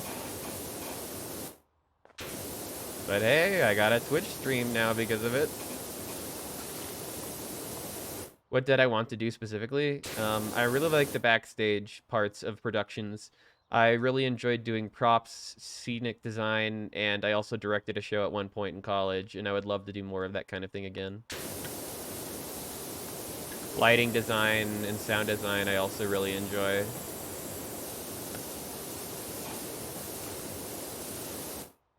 The show that I did in college was a show called Gaslight. It's where the word came from. It, like, to gaslight somebody. Written by Patrick Hamilton, who also wrote Rope, which was one of the very first Alfred Hitchcock movies. It was the one that was, like, all done in one take, very historically. It is a play, yeah. It's also called Angel Street in America, but Gaslight was the original name in Britain, and I prefer that name, so that's what I directed it as. Yeah, basically, there was, like, the guy kept lying that he was going upstairs and, like, looting the place. He said, like, no, honey, you're just going crazy. The Gaslight's playing tricks on you. But meanwhile, anytime you would go upstairs, because he would turn the light on and the place operates with gas lamps, he would get, like, yeah, scared by, like, yeah, the whole thing was that, like, she had some, like, family inheritance that he knew that she had, but that, like, she didn't know that he was only in it for the money. And so the whole time it's like she's just getting pushed around by this awful guy who, like, keeps telling her that, like, no, you're just imagining things, honey. I don't know what you're talking about. Meanwhile, he only got married to her specifically so that he could just rummage through her shit when she isn't looking. And it escalates into a... Ever been in a relationship like that? Yeah, I mean, genuinely, yeah. That's why I directed it. I directed it specifically in 2020 because Trump was president, and it felt like I had experienced, and I had known a lot of people who had experienced situations that are very similar to that. To know the origin of the word and where it came from to me was, like, really important. And I think that's why my play ended up getting chosen out of all of the proposals that was had. Because when I proposed that play, I didn't think I'd get it. That was like one of 10 or 14 other people that proposed, like one of the largest groups of proposals that the department had ever had. And somehow mine ended up being one of the ones that was taken in. And I remember when I got the letter for that, I was in the middle of class and I fell down.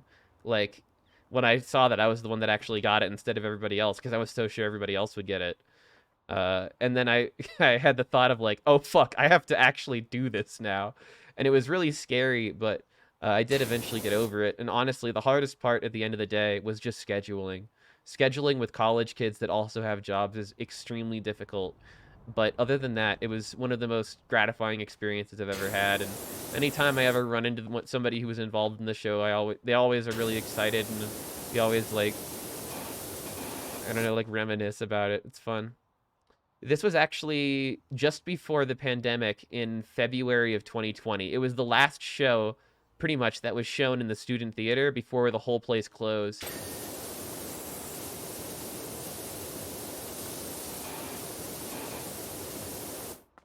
I did. I did close that venue. And I did pretty good. I actually got money for the department, which is the first time that they had done that for a student show in a long time. They had some kind of shitty student directors in the past, and I ended up coming in and helping out a lot, at least for the financial side of the department, which isn't necessarily the goal of art, but I am happy that, you know, people actually wanted to see it. And it was mostly sold out in every performance. We were not allowed to record the performances, unfortunately, but I did take a lot of photos of the costume and set design that we managed to make. It was a lovely set. Oh, but my favorite part of the design was we really wanted to make people uncomfortable during the show in ways that like was really visceral. Besides just the on stage like kind of softcore violence, we also added in what's called a shepherd's tone. They're tones that you hear in a lot of horror games, or more specifically in Mario 64 when you're trying to go up the staircase. It's a tone that never ends. It always rises, and it's really uncomfortable to listen to. And we put subwoofers underneath each of the like sets of like where the audience was sitting, so that the ground would literally shake with sound, but it would be at like a level where it's so hard to perceive that like it would just make you uncomfortable because you feel the rising tension and you're not sure exactly where it's coming from because it's like at a really base low level actually shaking you from like the bottom up. That was one of my favorite effects from the show. It was really subtle, but it worked super well. And I don't even know how many people even noticed it, but I just liked that we were able to get away with it. Put two fucking gigantic subwoofers underneath the audience. It's so cool.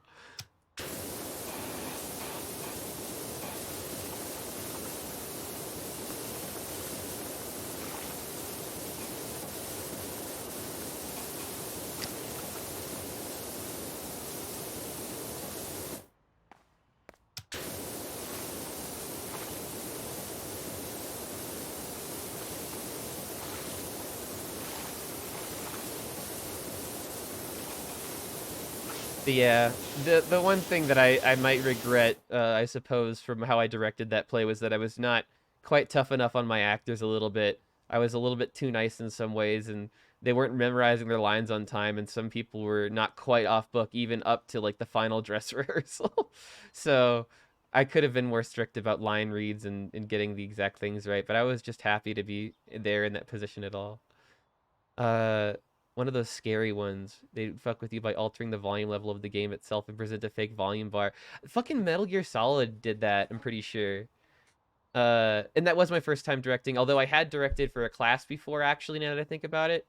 And I directed a show in a park just outside the classroom. Like that was where I set the play. And I directed a short scene, I guess a one act play is what I directed, called The Zoo Story, where it's about two characters who meet each other on a park bench. They don't know each other and they just end up talking, and one of them ends up killing the other by the end of the play.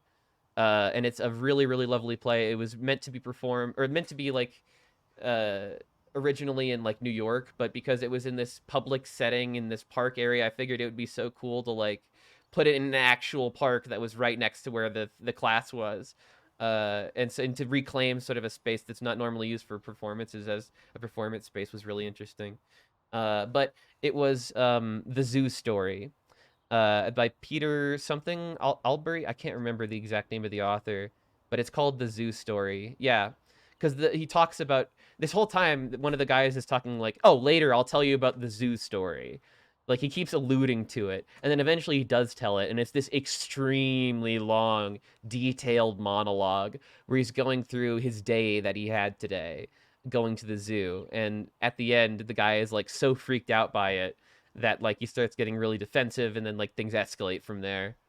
It's really a great play, sort of about like people wanting to reach out to other people but not knowing how and causing damage in that way.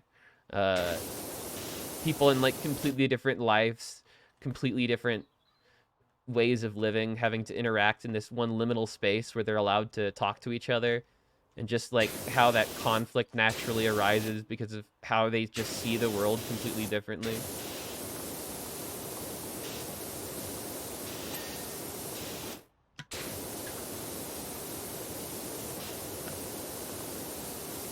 I think it was Edward Albee, I think.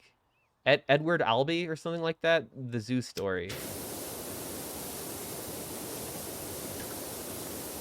You can read that online. It's a great little play. You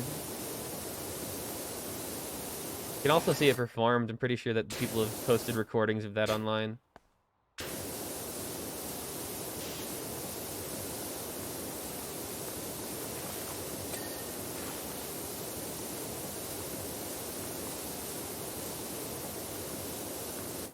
I was working on a sound design for a play called Machinal when the COVID hit, and I was so excited for that. It was going to be a live percussion that was entirely like devised with actors on stage constantly making the music with like tools and other mechanical instruments. So it'd be like industrial like rock essentially done in the same way that like Stomp does their music, where it's all like fucking garbage cans and shit arranged and then performed in a way to create a song. We did that to sort of reinforce the way that this lady is sort of taken into industrial life and sort of feels like a cog in a machine that's sort of having to work but is grinding against the gears of all these other cogs.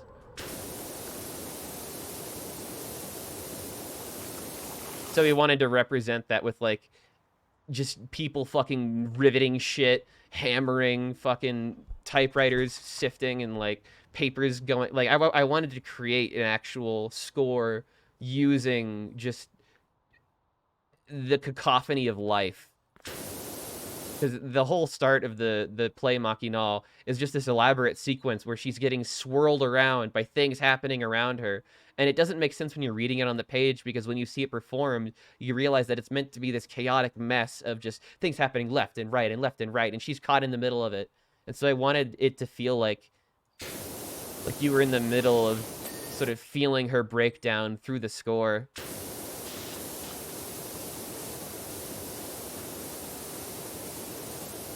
And I was also working on dramaturgy for another play called The Passion Play, which is about the Passion, like the play where it's about like Jesus Christ, but told at 3 different points in history. One being in like medieval times when it was originally devised. The next being in Nazi Germany, where it was rewritten and performed for Hitler. And then the third part where it's performed for Republican candidate, like a Republican dinner for like Reagan in like the 70s. And it's sort of juxtaposing these 3 different instances of the Passion Play and how they've changed throughout history to sort of represent the individual times. And my job in particular was to research just the Nazi Germany aspect of the Passion Play. And what I had already started on before that whole thing got canceled was already so interesting. Because the Nazis, they rewrote so much of the Passion Play just to suit their needs and their like Zionist conspiracy bullshit. It is so fascinating, like how that story gets warped throughout time just to serve the needs of whoever is performing that play at that given moment.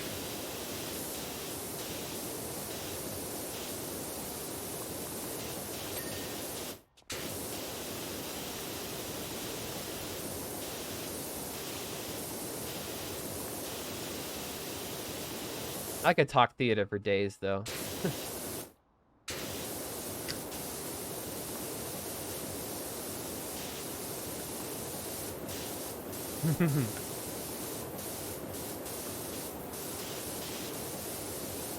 I just enjoy making things creatively like that in a team. It's really fun. Jenny's changed too. Traded in cryptozoology for cryptocurrency. Ooh. Looks like the next big thing. Itty bitty coin. No thanks. We're reading up on Zoo Life and the prequel Home Life. Yeah, the prequel Home Life is really fascinating. I actually, in my when I directed the Zoo Life, even though Edward Albee specifically says that you shouldn't switch the genders of the characters, I did that anyway because, for one, I couldn't find actors that were both male, and two, I thought it would be more interesting to have, instead of the husband from Home Life being the character that shows up in Zoo Life, I had it be the wife from Home Life shows up in the Zoo Life, and then she ends up killing the guy who shows up to like to almost harass her with these crazy stories, and that almost added an extra element of like sort of this. And I like had to change certain lines as well because they were written uh, like certain books where like specific, like he mentions books that he was reading recently, and they're all having to do with like being manly and stuff, and or something along those lines, and it just wouldn't be recognizable to a modern audience. So I remember switching like, oh yeah, like the kind of upper crust lady sitting at the bench. She's like, oh, I've been reading like Harry Potter and like a little bit of Lord of the Rings, and because I figured that was like the right analog that they were essentially going for, just that the modern audience would be able to pick it up. Yeah, Janet and Patricia instead of Jerry and Peter. Yeah, well, basically for me it was Jerry and I forget the wife's name. I think it might have been Patricia, like Jerry and Patricia or Jerry and Janet or something like that. And instead of Jerry and Peter, and that really changed the dynamic a whole lot, and a lot had to change because of that. But it was a really cool experiment. Made up those names. Well, I think that one of the thing is that I'm pretty sure you're not too close to the names of the guys. The general two women versus two men. Yeah, yeah. The text of the script alludes to like aren't you a man, huh? Aren't you gonna do your manly thing towards the end? So you kind of have to switch up how it works, and that's why Edward Albee wrote it so that it would only be like performed with two men. And you'd have to change quite a decent amount of the script in order to make it make sense, but I still think that it was a really, really fun experiment to find new justifications for the dialogue when the genders were switched. Lead to a totally different outcome, aka no violence. Maybe. An understanding. I think that's also part of the reason why it was two men, is because it's these two men that have this kind of disagreement with each other, and they're not able to be vulnerable with each other because of the way that society sort of treats that. Their only way to react is sort of with fear and violence. It's definitely a commentary on like male fragility and sort of the concept of what it means to be a man. But I sort of turned that into like what it means to be a woman, like a modern day in charge woman in society. Turn the knob again and have queer versus straight. Yeah, no, there's a lot of ways that you can turn that story into having a lot of unique subtext, just with the way that you choose who is on the stage, even, and how, like, not even how they perform their lines, but just the initial impression when you first see these characters walk in. You know, this lady sitting alone at a bench, and then a guy walks up. Like, that changes the vibe entirely compared to where it's like a guy reading a book and then a guy walks up. So, because that almost implies like a sort of, I don't know, like nowadays there's different implications for that. A lot of audience bias, absolutely. Yeah, the gender role context really come into play in that, and it's like, in order to justify changing the actor, we had to do a lot to the text in order to really dig deep and figure out what they were trying to say and what it would mean if you were to switch the characters, and how you could translate this sort of intention to a new context.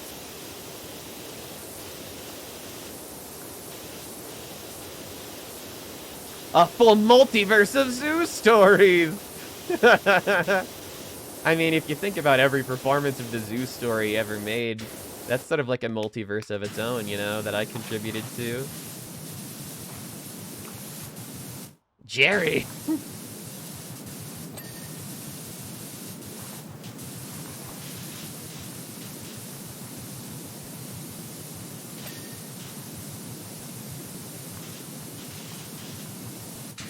Is a Zeus story right now. Where's my butter knife? I'll kill you with a butter knife. I'll do it.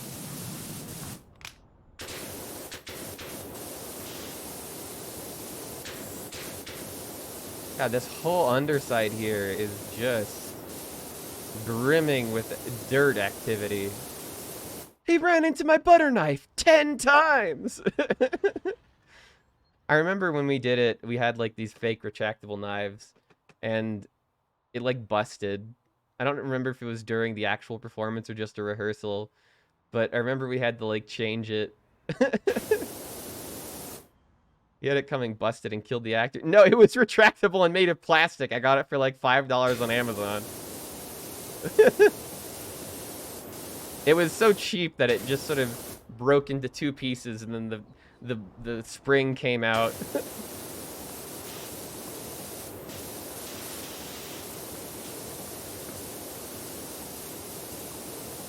Actually, it was Tesseract Void that was one of the actors in that.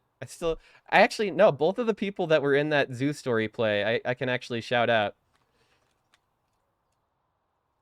This was the person who played Jerry, and this was the person... I think I got that right. Did I spell that wrong? I did spell that wrong.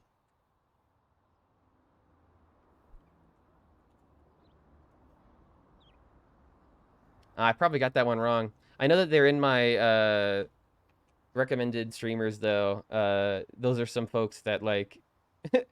Tesseract Void played Jerry, and then Renaissance Woman played the Peter analog, who I named somebody else, because I used the same name of the character that was in Home Life, that was the wife. I only had to direct 1 act for that play, because it was like an assignment for my directing class, and so I didn't do Home Life. I just did the Zoo Story. I only did the second part, but I had done it assuming that the Home Life had still happened basically the same way that it did, but the wife ended up storming out at the end instead of the father.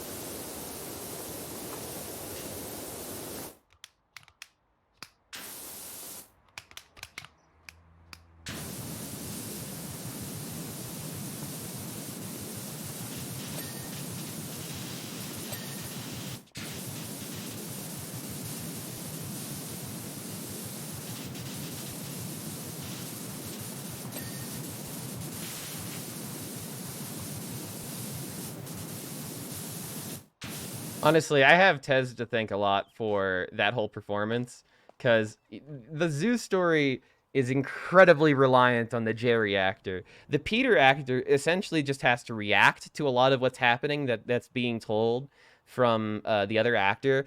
That actor has to memorize so much, and he did that in the middle of finals week. I have so much respect for that man. I thank him. I wouldn't have passed the class if it wasn't for that man. It was a lot to memorize, and he did a great job. Fantastic actor.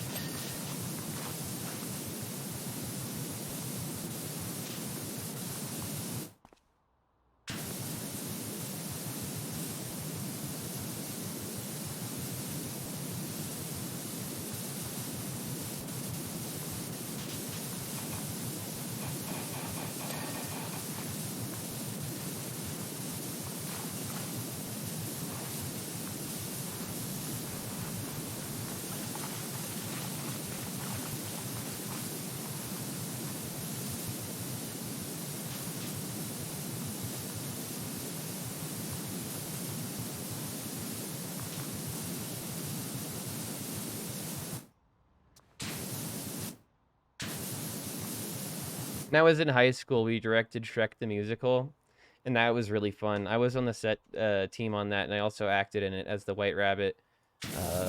But the set was super fun to make because it was a 2-story revolving set made to look like a giant storybook.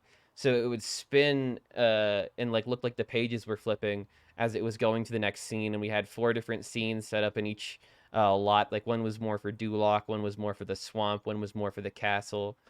That was, oh my god, so much fun. And so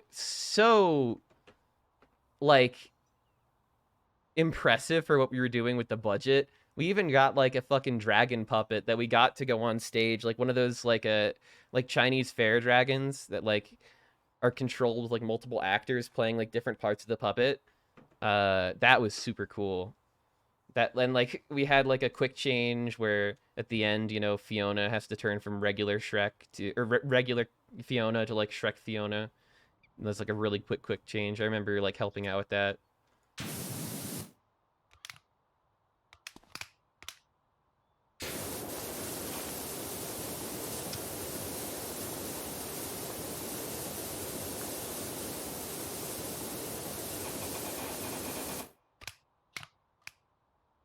I need, yeah, metal cleaner.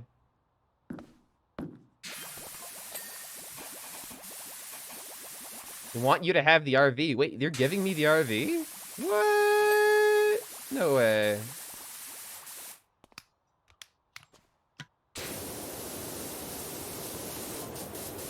Can't let her sitting idle. She's born for the open road. No shit. Oh.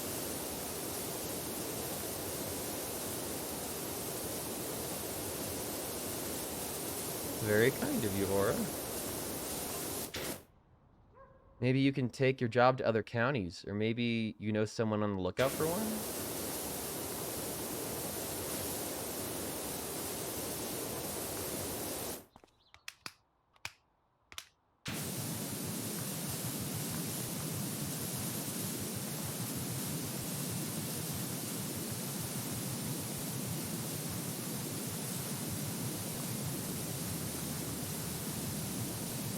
Remember in high school we performed a play that got us in trouble with some of the more conservative parents in the neighborhood.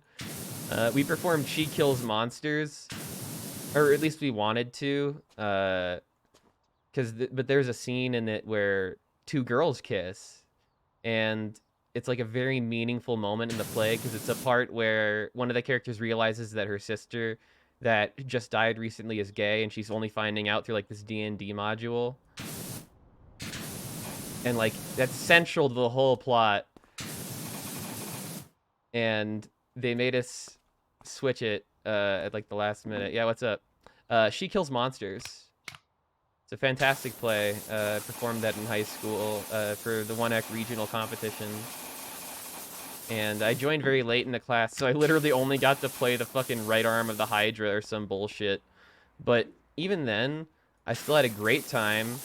Our team ended up winning that year, and I got called out specifically by one of the people that was judging for some dumb reason that was like, you know, I'm so surprised that they had so much energy. The right arm of the Hydra, what was that? You were so into the performance. It was like every character, even if they were just some extra on the Hydra, they were just into it. And I was like, you know, thank you. You did not have to single me out, though. It was so nice of them, but they only said that, and then like the lead actor who played the DM, and then yeah, I guess I was a really spunky right arm of the Hydra. I just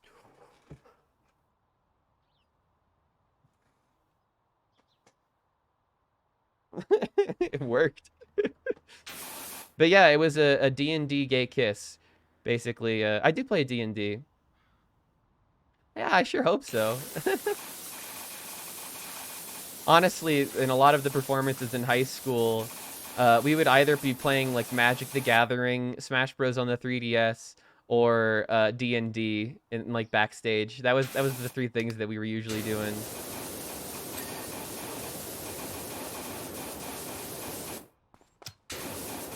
Still got my Magic the Gathering cards? Absolutely. Oh, I do. I absolutely do. I have a Rafik of the Many EDH deck and a Life Drain deck that's like one of my favorite 60 card kind of legacy decks. It's not like I don't do very expensive stuff. I'm pretty budget when it comes to Magic the Gathering, but like I have some cards that are decently expensive, like 30, 40, $50 cards. I just don't have that many, and a lot of the ones that I have for my Rafik of the Many deck, for example, are still substitute cards that I haven't quite switched out for like real cards. I have played Magic the Gathering Arena, actually. I do enjoy it. I enjoy it quite a lot. Yeah, the freemium one. I log in every so often to claim like the new free cards from each new set. Make pauper decks or something? I'd love that. Yeah, Arena's a great space. I haven't logged in years. Yeah. I probably have a lot of card packs to open. I can make a fun little Pauper Legacy deck.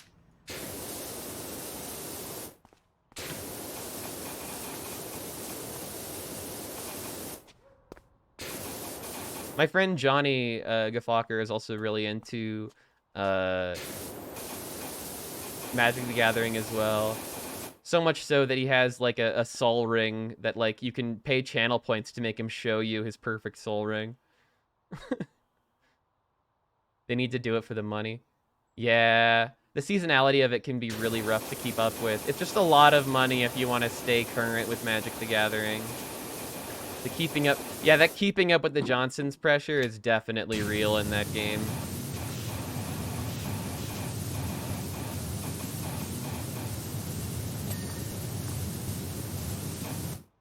Yeah, nah, straight up. I remember there was this one kid in high school who everybody hated playing Magic the Gathering with because he would always spend thousands of dollars from the job that he had to make like decks that were stupid. He had this Manaless Dredge deck that had like an 85% chance of winning on the second turn, and he would play that in casual matches, just doing fucking solitaire with his deck on the second turn when he fucking tosses one of his cards in the fucking garbage, and then he's sitting there like, oh, well, then I do this, and then I dredge this, and then I cast mana for this, and then I win. Here you go. I hope you have fun. It's like, I did not.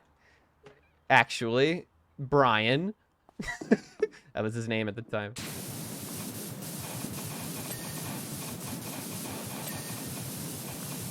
Fuck you, Brian, and your fucking...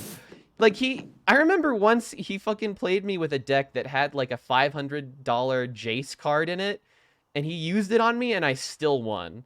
And that's, like, the most triumphant point in my Magic the Gathering career, when he made me discard my entire fucking deck, and then use only my hand as my remaining deck, and then I still won.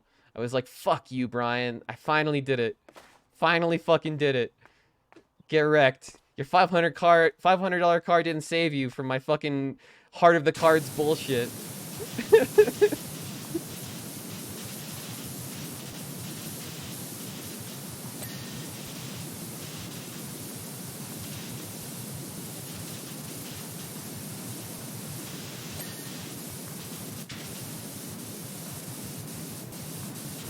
Oh god, I believe it. Magic the Gathering has been big for so long. And all the other shit was like lesser kitty stuff. Yeah, I remember I got really into Pokemon cards when I was a kid, but I genuinely didn't know how to play it. And anytime I did try to play it, I'm almost 100% sure I was getting it wrong. So I had a massive collection of Pokemon cards that I just love for the art. Yeah, the art's good. Even the Magic the Gathering cards are really good art. I actually really like the classic cards, though. I helped my friend organize his collection at one point, and he gave me a bunch of his cards that were kind of worth nothing that looked really goofy. God, early the Magic the Gathering art is just so delightfully charming and goofy.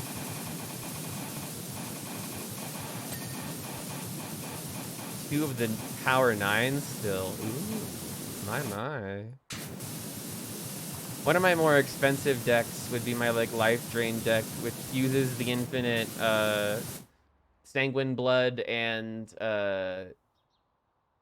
Morbid something. It's the one where like one of them does every time I lose a life, you gain, or every time you gain a life, I lose a life. No, how does that work? Every time the enemy loses a life, I gain a life, and then anytime I gain a life, the enemy loses a life. So it's an infinite as soon as I gain one life and I have both cards down. Uh, and I have like some search in there. It's like decently competitive if I want it to be, but I usually sideboard the actual infinite combo because I don't like getting it. I like just playing fair, quote unquote, and just having fun matches with people where I'm not trying really hard to win.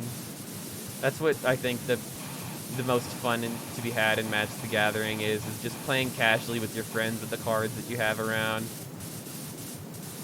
Because it's no much fun to just build for these like infinites or whatever that like, I mean, some people really enjoy that, but I just kind of like going and doing some goofy stuff.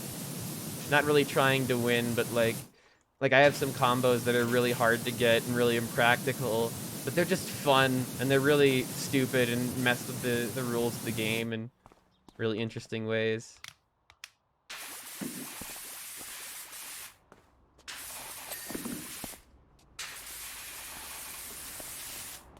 Out of Metal Cleaner. Let's just buy some more, why don't we?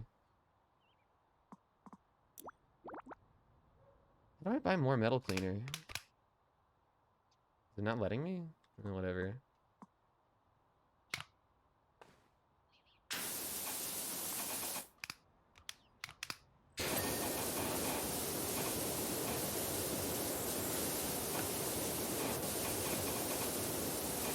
My favorite thing, I think that Brian did, though, I do love playing against his conspiracy deck or whatever it's called, or the one that's like cards that are not technically legal.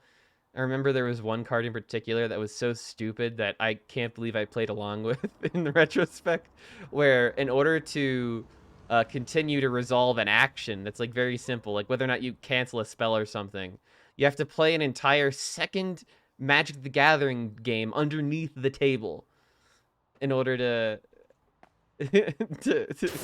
to win. You have to beat that Magic the Gathering game, and that determines whether or not the canceling of the spell resolves. Like, it's just totally absurd bullshit. That's just a waste of time, but is so silly that you just have to go along with it, I guess.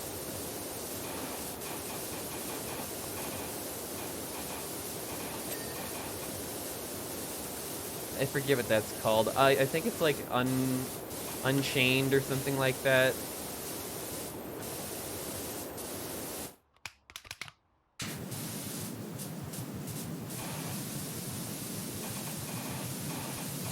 Yeah, something like that. Sounds about right. Last fun deck you made was a Turbo Frog deck. Oh, that sounds awesome. Turbo Frog. Oh, Turbo Fog. Oh, okay. I remember the very first deck that I ever made was based around the Overrun card, which is a green 5-drop. You play it, it's a sorcery that gives all of your characters +3/+3 trample.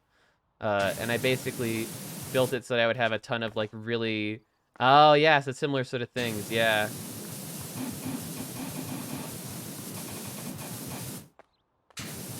My friend has an EDH deck that's mono green, and its whole thing is just like... Oh, the Overrun? Yeah. Yeah, exactly. So I would just get a bunch of token creatures out and like... have them all trample. Turbo Fog has 8 cards that have a variant of Fog. All attacking creatures are tapped. Oh, that sounds pretty good. I got you.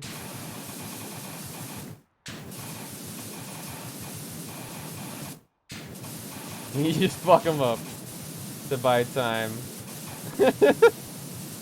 You lay down the setup.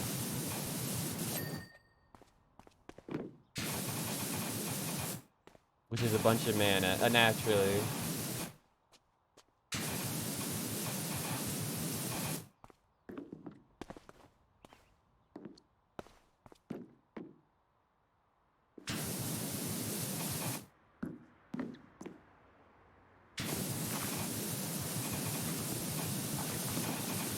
The Exodia? Nexus of Fate. Oh, yeah, there you go.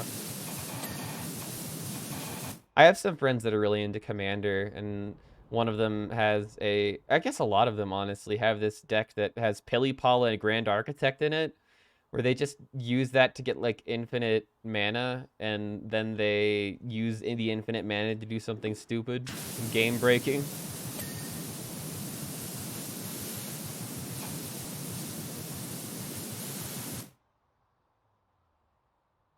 Take an extra turn after this one if Nexus of Fate would be put into the graveyard from anywhere. Reveal Nexus of Fate and shuffle it into the owner's library instead. Oh.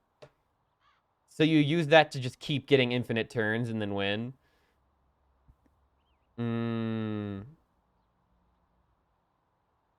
Yeah, there you go. That's the power play.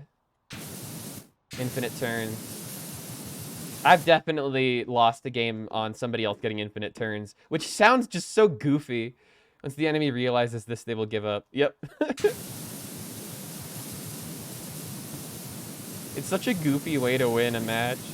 Like, oops, I have infinite turns and you'll never get a turn again. Do you concede? Okay. Have a good day. Have a good one. Yeah, it seems slow because you have to build a lot of mana to get there. A 7-drop mana is no small investment. It seems a lot more... Like you could probably get it going a lot easier in EDH, but even then... Hence 8 frogs. Or not frogs. I keep wanting to say frogs. I just like the idea of there being a Mega Frog deck. I just like... I want there to be a deck that's just a bunch of frogs. Because I'm making a deck right now that's just horses. I mentioned earlier that I got a bunch of cards from my friend that were like weird and old cards. Almost all of them were horses because I wanted to create a theoretical deck that's just not good, but every single card is related to horses in some way.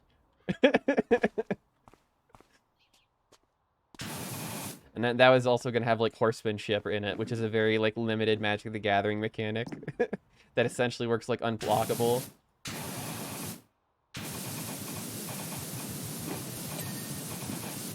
More of a meme deck than anything else. Slivers are kind of like frogs. Okay, so you can make a sliver deck. Similar enough to frogs.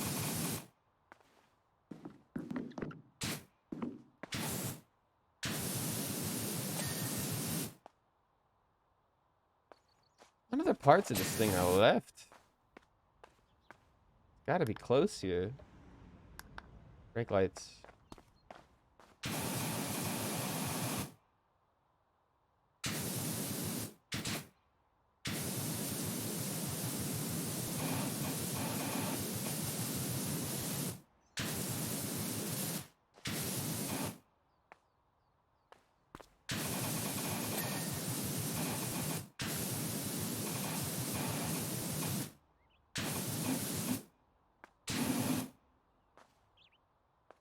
I think I got the brake light, but I didn't. Where is the... Oh, they're up here. They're up here.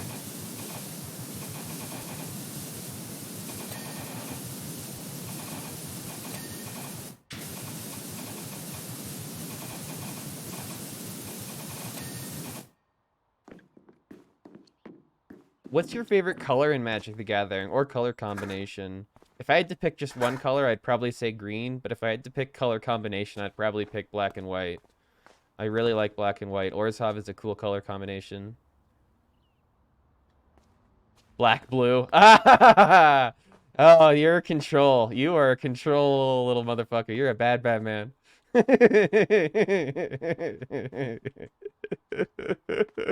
That's funny.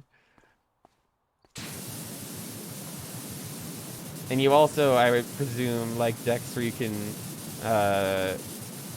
is that called dimmer? So that's also mechanics that involve like making you draw a bunch of cards and then like draw out your deck. That being a win con, yeah. You decking somebody, which sounds a lot more violent than it actually is. Yeah, really heavy with the counters. You got your Doom Blades, your counter spells.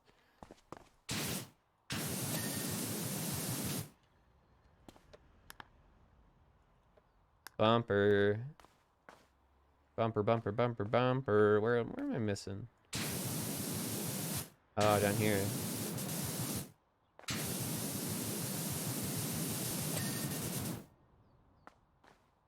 Counters for a more elegant era. Oh, yeah. Infect counters. Like lightsabers, just a lot of style points using that to fuck somebody over. True that. True that.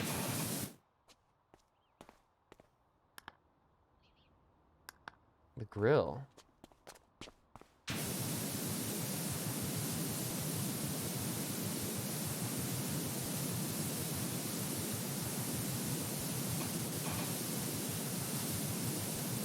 Griller? I hardly know her.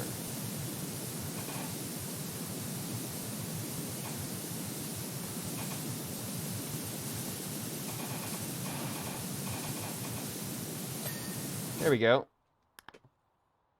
What else do I got left? I'm pretty close here. Tires. Haven't gotten all the tires yet, have I?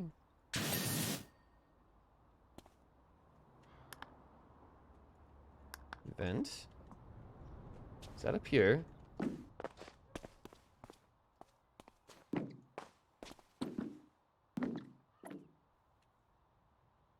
Oh.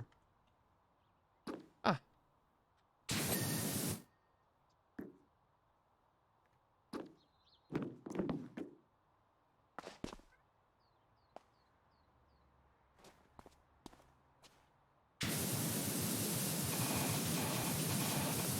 The windscreen wiper, that's what's remaining. There's only like one more thing left here, and then I'm pretty much done for tonight. It's a window. Where's our last window? Is it this one? It is this one. I think I know why. I think I didn't get the top here. Come on. Come on. That's it. Did I see that light up again? No, I didn't. Mine's playing tricks.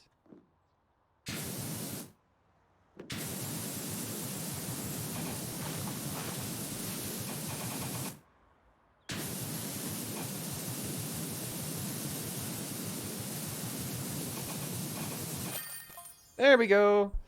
Woo! Denver drill. Hey, FA, get yourself over here as quick as you can. We got an urgent one for you. What kind of an urgent one? I'm curious. There's the progress. It was a slower one. I kind of did a lot of pause in there. Harper here. Just want to thank you again for gifting me the RV. I'm about to hit the road, heading for pastures unknown. She's so beautiful and clean. I know you said not to, but I sent some cash over. Maybe put it towards a washer upgrade? Take care, and I'll keep an eye out for any interesting jobs for you. You're the best. I don't know if they gave me the keys. It's just assumed that I take it. Oh, helicopter. That's what's going to come up next. But for now, I'm going to quit for tonight. I'm feeling tired. That is my cat meowing. They're currently sitting on my CRT looking at me expectantly. So I guess I got to go give them some love. See if I can just bring him over for a quick hello. Armin? No. No, they noped the hell out. They said no thanks. I do have a CRT. Yeah, that's what I play all my I want to play more Genesis and N64 games. I just got a bunch in the mail. Yeah, I'm gonna be playing some of those, maybe some Wii games, GameCube games, stuff like that. PS2. I like playing that on my CRT. Yeah. I'll be doing that at some point. Damn straight. It's fun. Oh, you are gonna want to see it. Hey there, sweetie.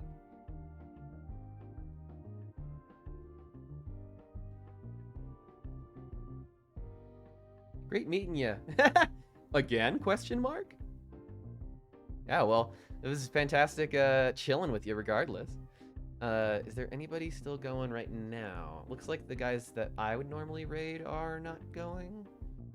I'm gonna send it to Senpai Trash TV would probably be okay. I don't think I've heard from them in a bit.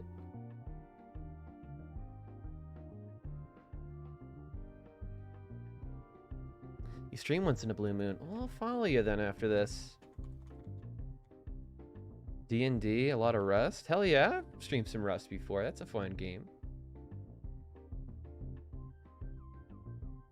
Nothing super great. Ah, don't downsell it yourself. You don't downplay it. I'm sure you're probably fun. I'll give you a follow. I like your avatar, Gretzko there. Oh, I am actually following you already. Maybe I rated you at some point. Maybe that's what happened. Who knows? I don't know. Hey. Chasing each other around, kitties. Man, we are gonna figure this out one day, Panda. We're gonna find out the missing connection. Or I don't know. I might have just rated you at one point. Honest to God, I don't remember. It's so good having you though. Oh my God. I have to go to the bathroom really bad actually. So I'm gonna go ahead and send you off now. I hope that y'all have a great night.